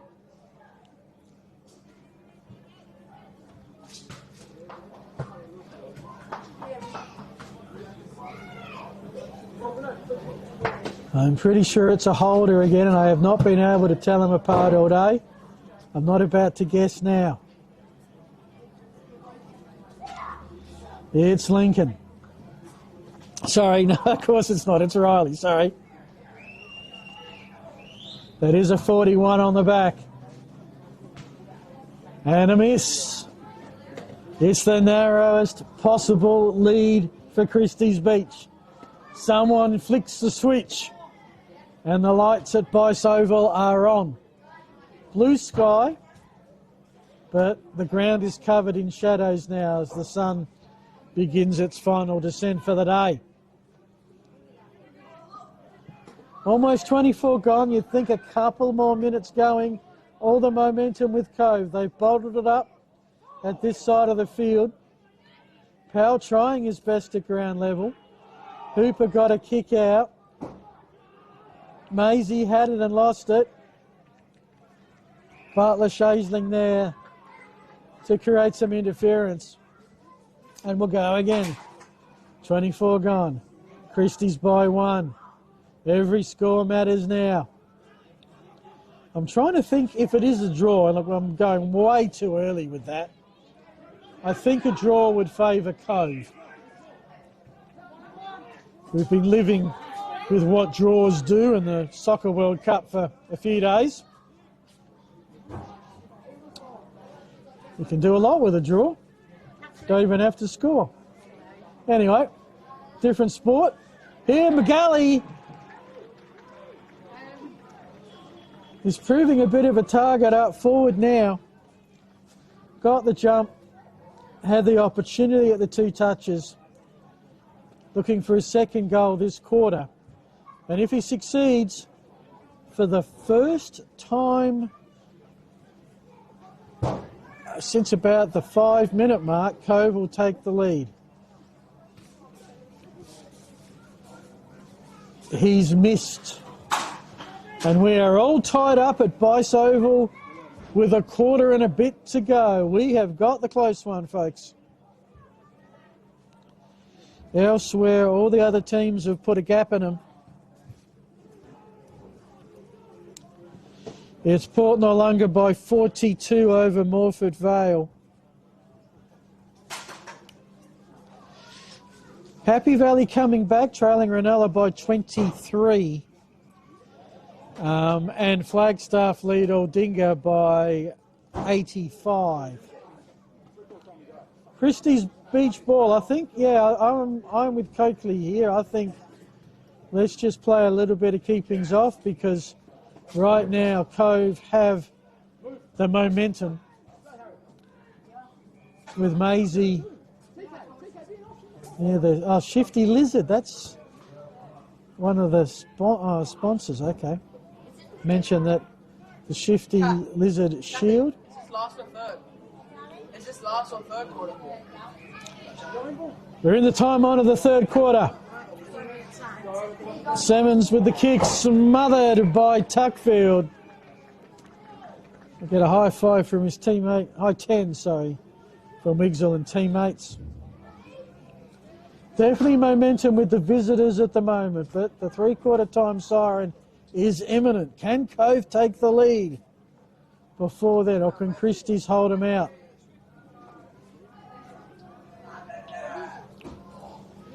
Any score will put Cove in front. Riley Holder wants to take on the Christies defence. John T. Murphy is having none of that. Huge amount of players around the footy. Riley Holder, the two-handed tap. Shortridge, just for a moment, I thought had an open slot to get a shot off. Remembering any score would put Cove in front, but he was tackled and therefore that's holding the ball. Clear out to Hooper. There's your three-quarter time siren. We've got a big finale coming up in that quarter. Christies Beach kicked 2 goals without a miss. Cove kicked 4 goals, 4 to even it up. It's 10-2-62 to Christies, 9-8-62 to Cove. Nothing in it. We'll take a break. Be back with the final quarter. You're watching the Southern Footy League. Thanks to Filming Footy. Do you want a friend in the last quarter?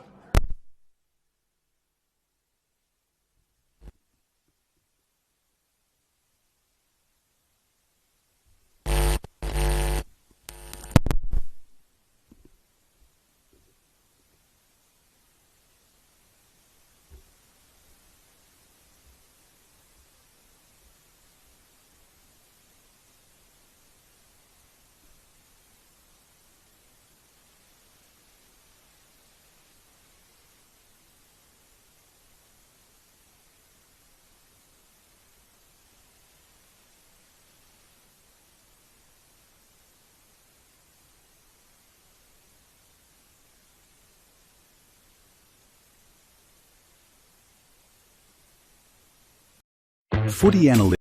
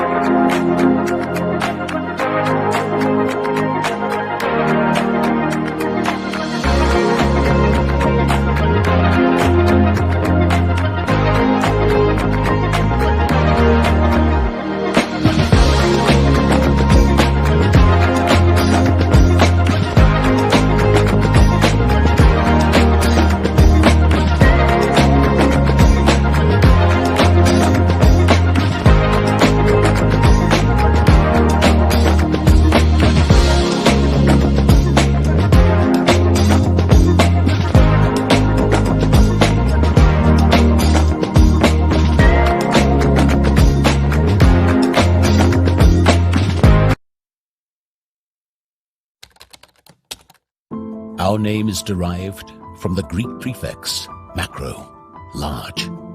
From the day we were born, this has been a promise for the future. We have grown through dedication, sweat, self-denial, faithful to our mission of being on the side of those who put themselves on the line. Through our name, we celebrate the greatness of those who believe there are no obstacles higher than their dreams. The courage to get back up after falling. The obstinacy of believing until the end. These are the values embedded in our logo. The Macron Hero. It's a celebration of sacrifice and tenacity. Up until your personal victory, until your arms are in the sky. Become your own hero.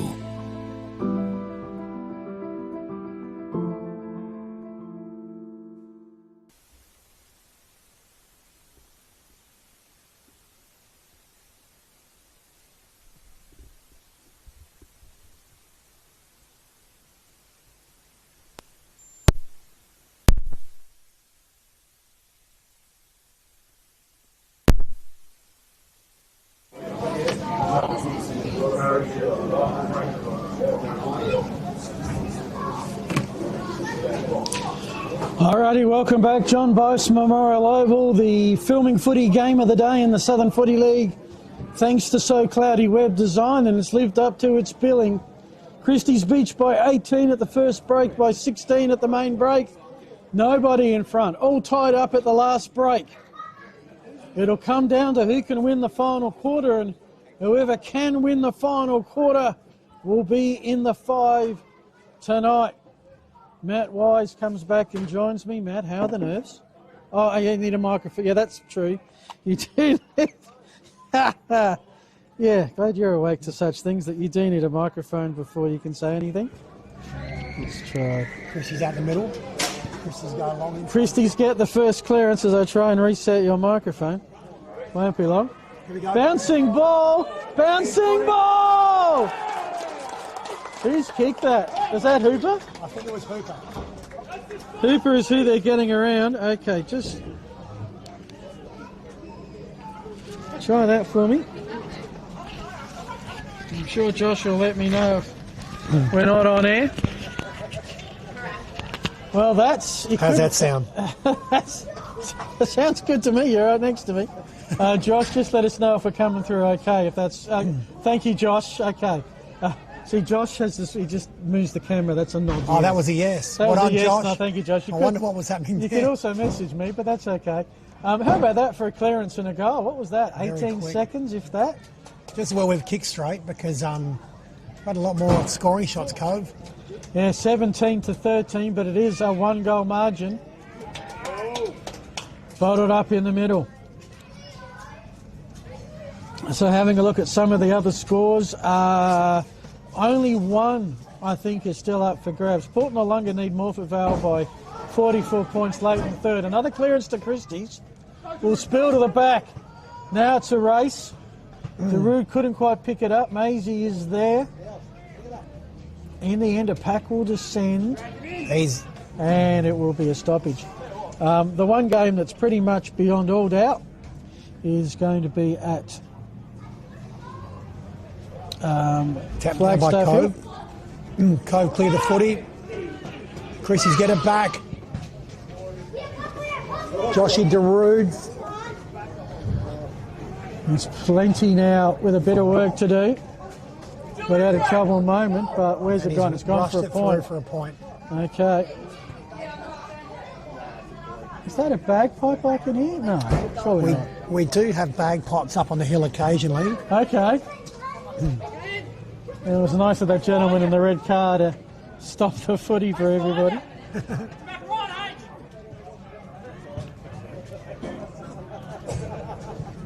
Oh, it's a bit of a mongrel punt, but it's worked out okay. Worked out okay for Cove. They've taken it. Oh, and he's absolutely skunked that kick out on the fall.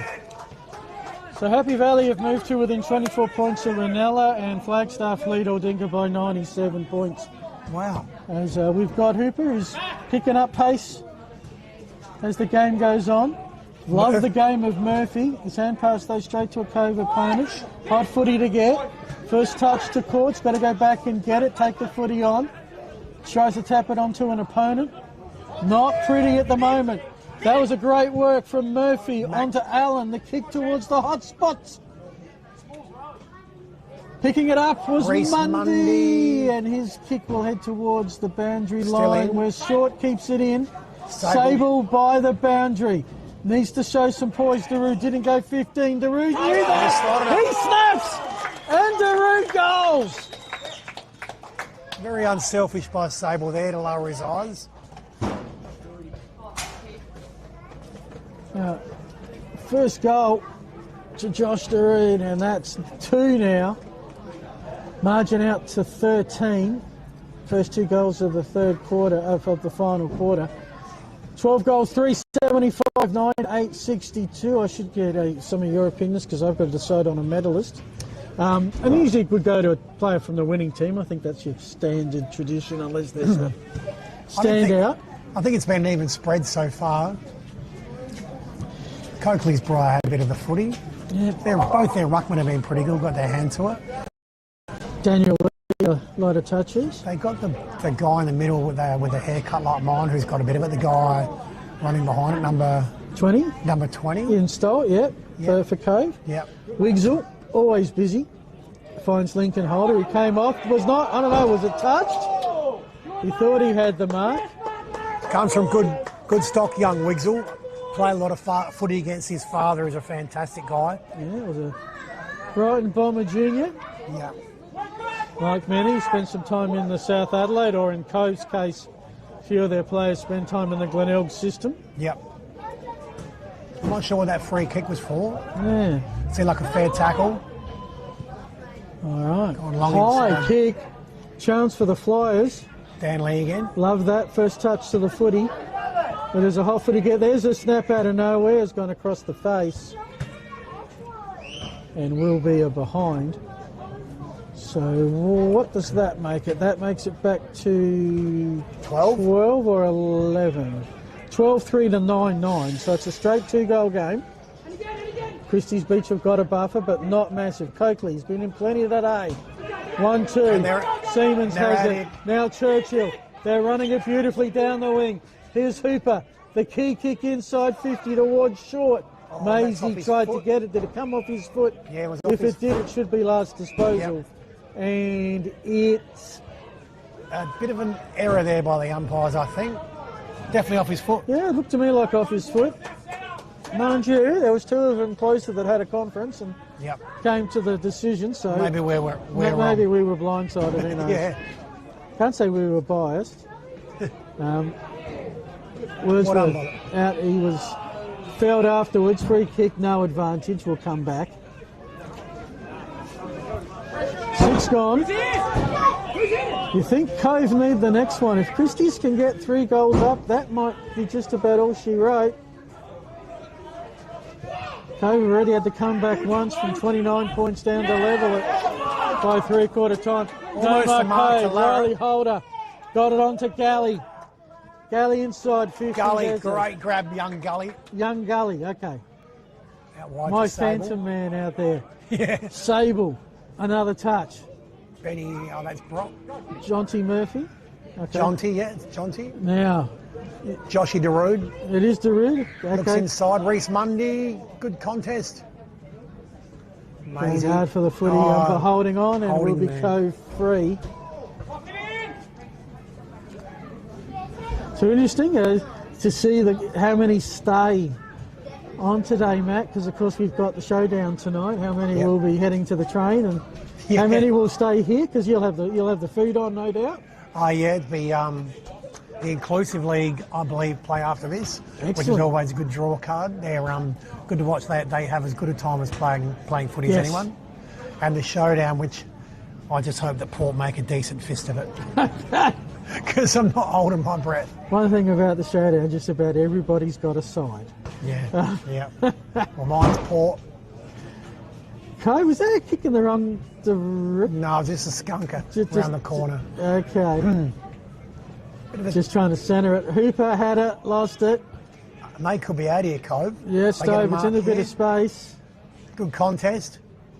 He can keep their feet. Tommy Kerwin. Never makes a mistake, Tommy Kerwin. Reece Mundy in some space. Chance to get the kick To his through good exactly mate, where he wants Maisie. it. How many times has that play happened A lot. over the years?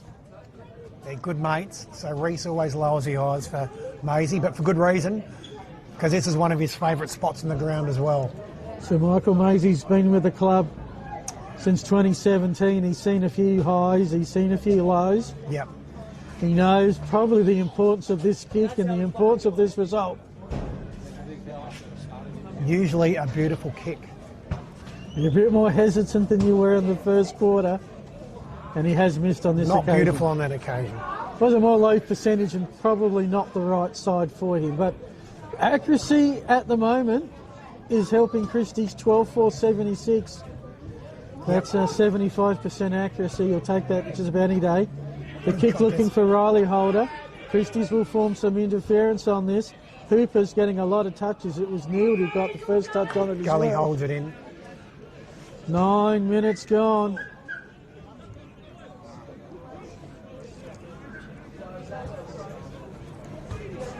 Plenty around the ball.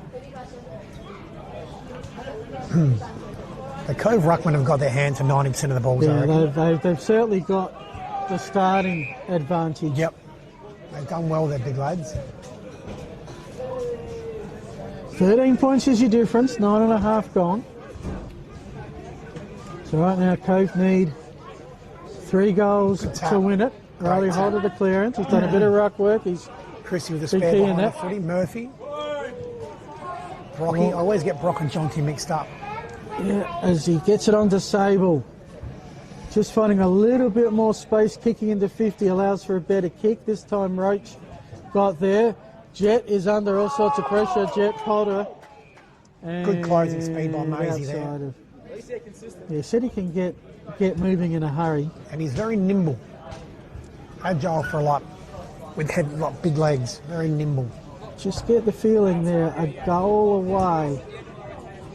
13 points, if it got to 19, that becomes problematic. I just found a free in the middle. That will go to Hayes, I think. No, Yep. Hayes' teammate. Holder's been getting a lot of touches in especially the second half. No great sign of urgency. Not yet anyway. Give it another 10 minutes and they might be looking to move it a bit faster. Not wanting to kick to a contest, but they've decided to go long to a contest Now here. they've got at least long to a contest. Yep. Shortridge couldn't wheel it in. Reach also Ball's had a out. chance, no good. John T. Murphy, another touch. I reckon Gully. at the moment. Your guy. Yeah, yeah. Gully.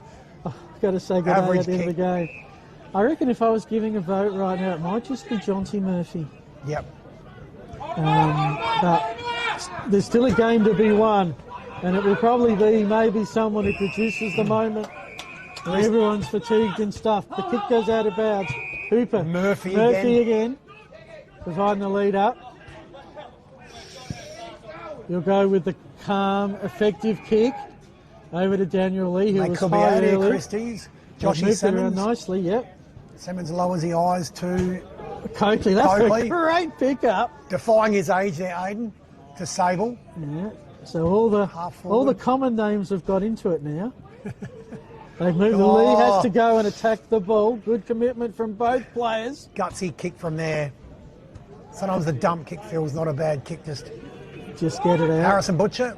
Hey, Okay, open footy. Kerwin, good pick up. Sitting there, Wal Murphy. And I'm interesting that Christies are able. They seem to have a little bit more control of it than Cove. They keep looking But- for that kick that's not on. But now they've got it again. Darude. Darude's found space.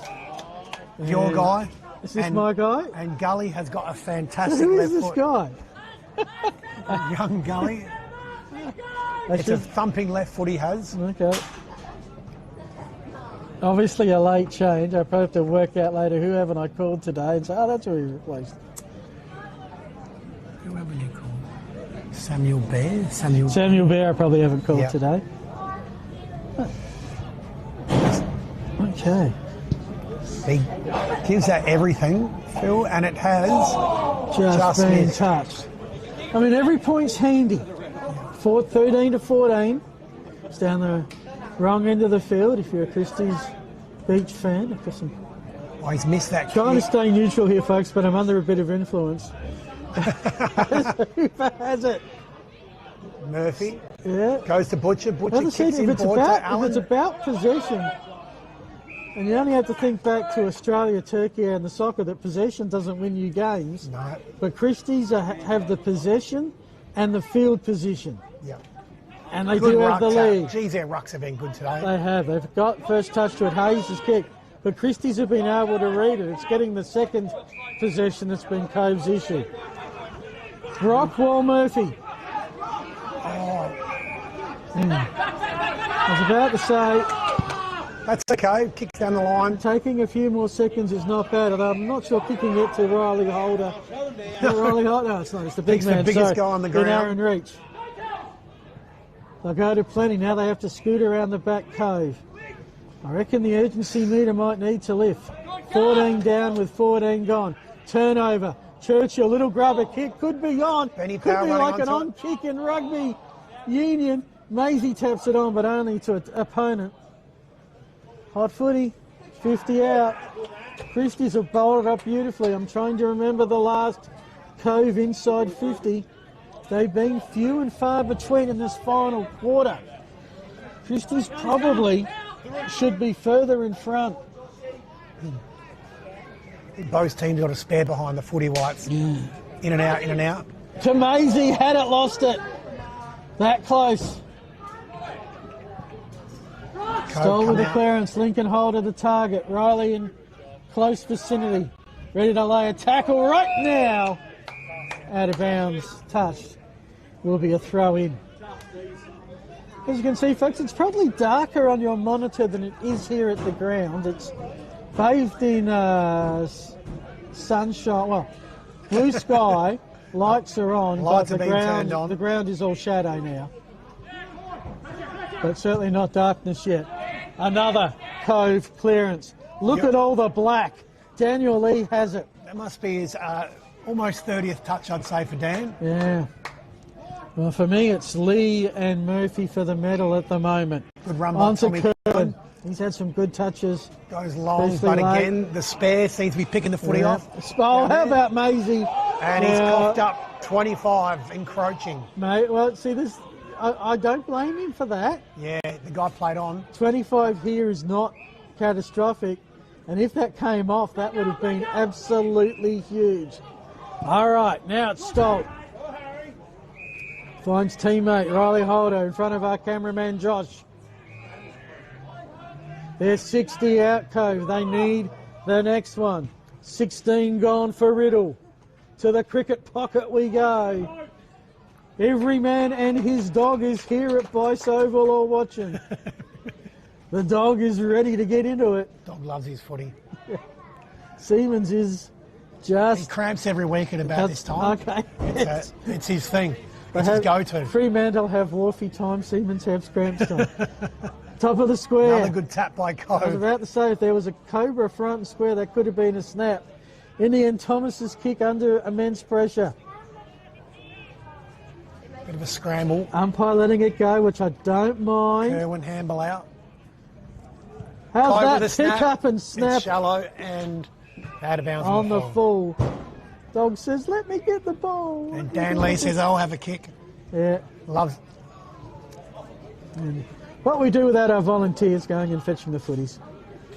Oh, Oh, Larrett's got the footy. that one off. So close so far. But he's kicking two. Oh, no, I thought it was Dan Lee. Okay. It's Murphy, Yeah. Jonty. There's another dog in the background. It's a dog-friendly oval here. Yeah. Plenty of room to roam.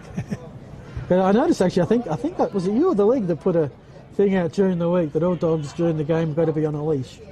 I think that was a league thing. He's got bitten little dingo. Yeah, there was a thing. There was a notification put out. I think there was an incident at one of the clubs where someone got too close to a dog, so they've reinforced that. One that not here. I should emphasise. Let's just say look a little further south. Yeah, But these things happen. We all love our dogs. Yeah. 18 gone. Christies look in control. They look like a team that's about 4 goals up. Kerwin, Harrison Butcher. Numbers long. Oh, touch footy by Cove. Good pressure by Cove here. Nice pick up by Thomas. 1-2. He's run himself into some trouble. Allen's soccer didn't work. Coakley dumps it long.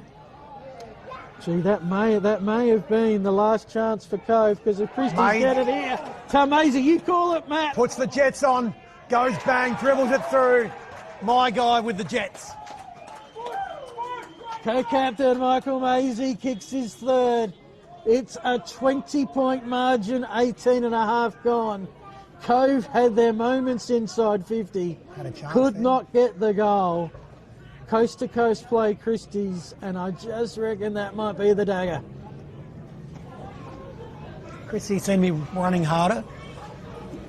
They certainly, when they've had the ball, I mean, it's easy when you've got the lead to be more poised. Yep.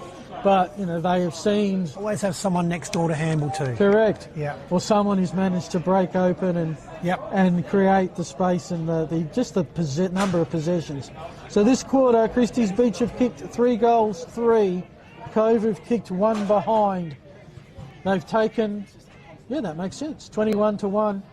A drawn game at 3/4 time, a 20-point lead. Another clearance to Cove. Gee, if you've got a point per clearance, Tommy Kerwin with the game. footy. Very balanced footy player, young Tom Kerwin. Christies are looking like winners at the moment. Rocky. Toss up between Brock and Lee. Yeah. So why we call it Jonty Murphy Brocky? Is that just Oh no, there's Jonty and Brock. Right. They're brothers. And Right. I can't tell them apart sometimes. Okay. Well, I think this is Jonty, number 4, I think. Yeah, Jonty, vice captain. So Cove have it. Jack Tugfield tries to find a player in space on the far side, which he does. Now they're on. They've got to go long. Got to go strong and find a target, which they've done. Lincoln Riley has 3 today by my count.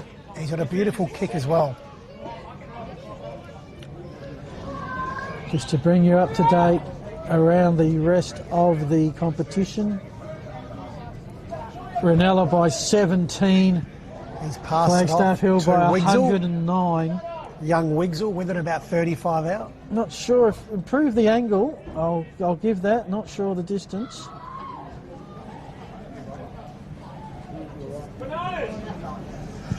From about 48, we'll test the leg. Nice looking kick, That's and he's done a it. beautiful kick. Wiggsell's got 2. 6 minutes, lads. I believe it's about 6 minutes. All right. Well, that just keeps it within miracle territory. Because we did see Cove kick a couple late in the second quarter, and we certainly saw them kick a couple late in the third. So, What's the Porty score? Not coming up. oh no, Porty scores here. So Port Noarlunga 17-10, 112, Wafflevale 7-9, 51. So Cockledivers will win, Flagstaff will win, Ranella up by 17, and here it's Christies by 14. Now I should add that when the game ends, we're going to wrap up pretty quickly because we do have a presentation, so not going to do out the middle. Going to do Kick the inside 50. interview. Bouncing ball, who will it favour? Hayes first touch, Lincoln Riley That was taken holding, without it, and it it was. has been holding. Certainly there. So I want to thank... Lincoln won't be passing this one off, Phil. No, he'll be taking the shot. Got to make every post a winner and not take much time to think about it.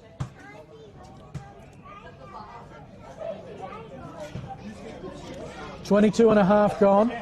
Traditionally a beautiful kick. And he has tugged that one just to the left.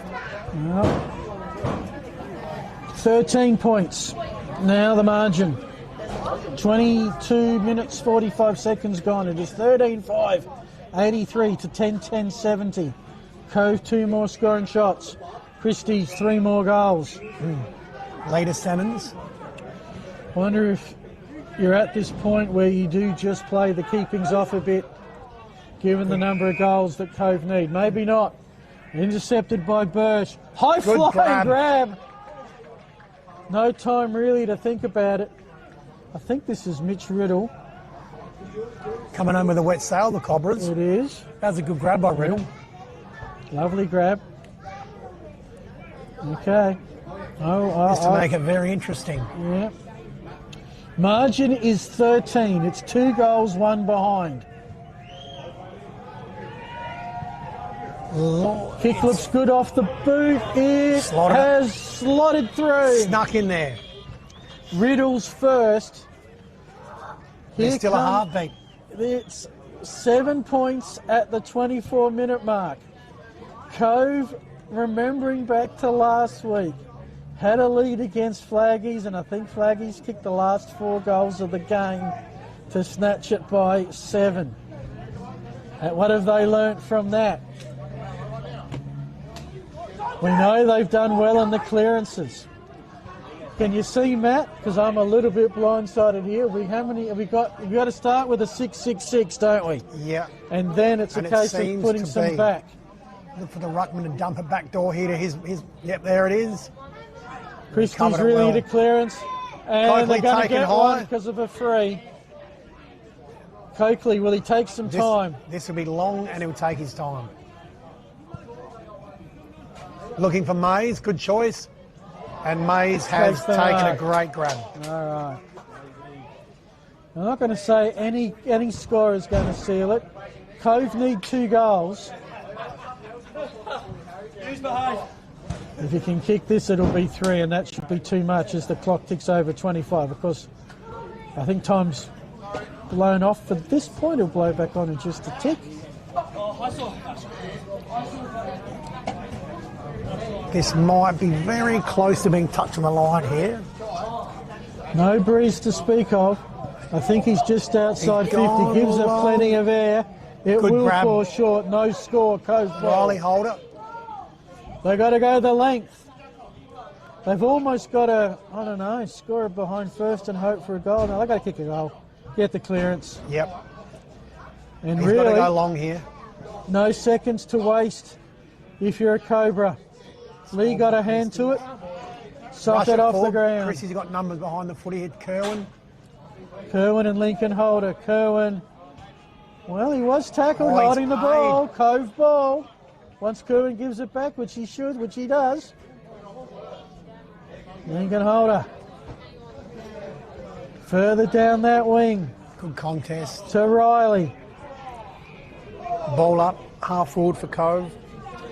Next week, Cove have the bye. The next game, round 13, is at Ranella. Christies, next game at Ranella next week. Looks like Ranella at the moment holding off Happy Valley by 18 points for a big win for the Wineflies. Big clearance won by my man Gully. Yeah, it was your... Maisie tried to elude, had to get the hand pass off. All right, last chance for Cove. They're handballing it around. They've got to move it forward. Sweet to plenty. Not sure about the short kicks. They've got to go long, which they'll do right now. Finding Riley Holder too far out to score, unless he wants to take on his opponent. He wheels around to the hot spot, to the goal square we go. That push in the back. It's a free kick to Galley by the boundary. 27 minutes gone. Galley knows. He's going the drop punt. He's going the old-fashioned route. He's kicked it. Oh, my goodness. It's going to be a grandstand finish at Bice Oval. At 1 point. Cove 12-10-82. Christies 13-5-83. And the runner coming over for a time check. 1 minute to go. There's still time for the Cobras. There is time for the Cobras. Hope you've enjoyed this one. Thanks to So Cloudy Web Design, crafting high-performance websites designed to impress today. Then they maintain them to dominate tomorrow, because your digital presence should be flawless, fast and future-proof. Building websites that last. Always online. So Cloudy Web Design. SoCloudy.com.au. They picked a Back beauty. to the middle. Chrissy's not man in the back door. Back door goes Cove. Comes out the middle. What a smother. Smother by That's the McNeil. play. And he's taken high. Mackenzie Neal with the play that might just win the game for Christies. The smother copped the punishment. I just want to give him the medal for that. Can I do that? He's gone across. Yes, you can. field. Okay, I'm giving him the medal for that, provided Christies get up. That's the key moment, the key body on the line moment. Joshy Semin goes long down the line till contest. Cove with the numbers marked. This one looking to move it quick. All right, it's in Cove's hands. 28:41 gone. Under a minute to go.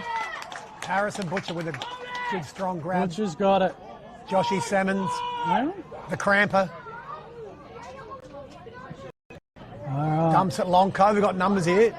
All right, giving him another chance. There's the siren! What a game! The match of the day lived up to its billing. And with the narrowest of margins, Christies Beach will find themselves in the 5 tonight. Led almost all day. Cove got it back a couple of times. Besides the first couple of minutes, never got their noses in front. But for the Cobras, they never gave up. Matt Wise, I think you know the medalist. I think for an act rather than the whole game, Mackenzie Neal. Yeah, Mackenzie Neal. I think good for that choice. act, in the moment of truth, Yep. I think is the if that is what the medal lives up for, you're happy with it. It's Absolutely. your medal. I'm just checking I'm I not think breaking so. any rules. Yeah, Cool. McNeil's a good choice. Because we're going to wrap it up pretty soon, folks. Needed to tell you, in other games, Ranella will beat Happy Valley. They lead by 18 points. Flagstaff Hill will beat Aldinga. They lead by 98 points. Port Noarlunga will beat Morford Vale. That's actually full time. Port Noarlunga 17-10, 112. Morford Vale 8-11, 59. The margin 53 points to the Cockle Divers. So here's how I see the ladder. Flagstaff Hill, the sole team on top at 9-1. Happy Valley and Ranella on 8-2.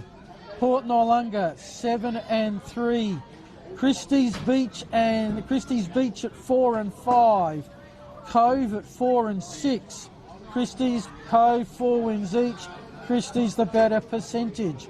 Iron Bank with 2 wins. Aldinga and Morford Vale with 1 win apiece. Do want to thank our broadcast sponsors again, So Cloudy Web Design. Great to have you on board. SoCloudy.com.au for all your website needs.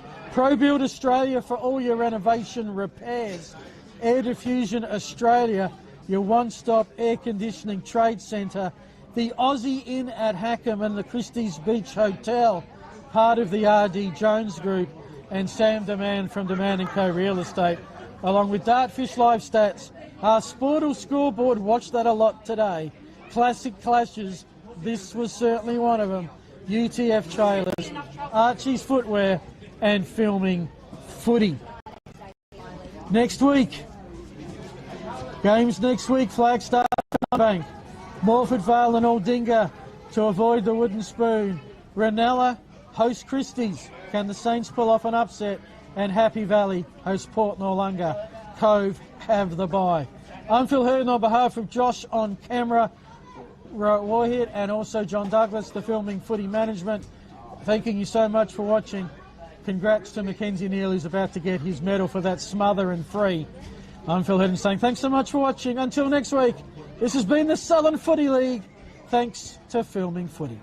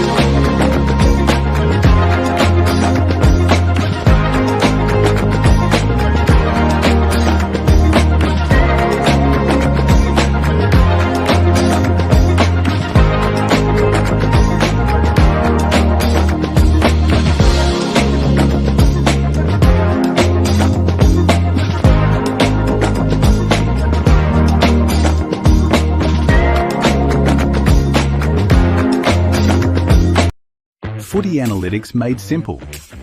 Improve your team performance with My Dartfish Live S. Quickly tag key games actions during or after the match. Replay moments from the match, frame by frame or in ultra slow motion. Access richer content, dive into detailed statistics and filter what matters most with ease. Create playlists to show problems or areas for improvement and share them to your team. My Dartfish Live S supports Aussie rules football coaches to optimise team performance.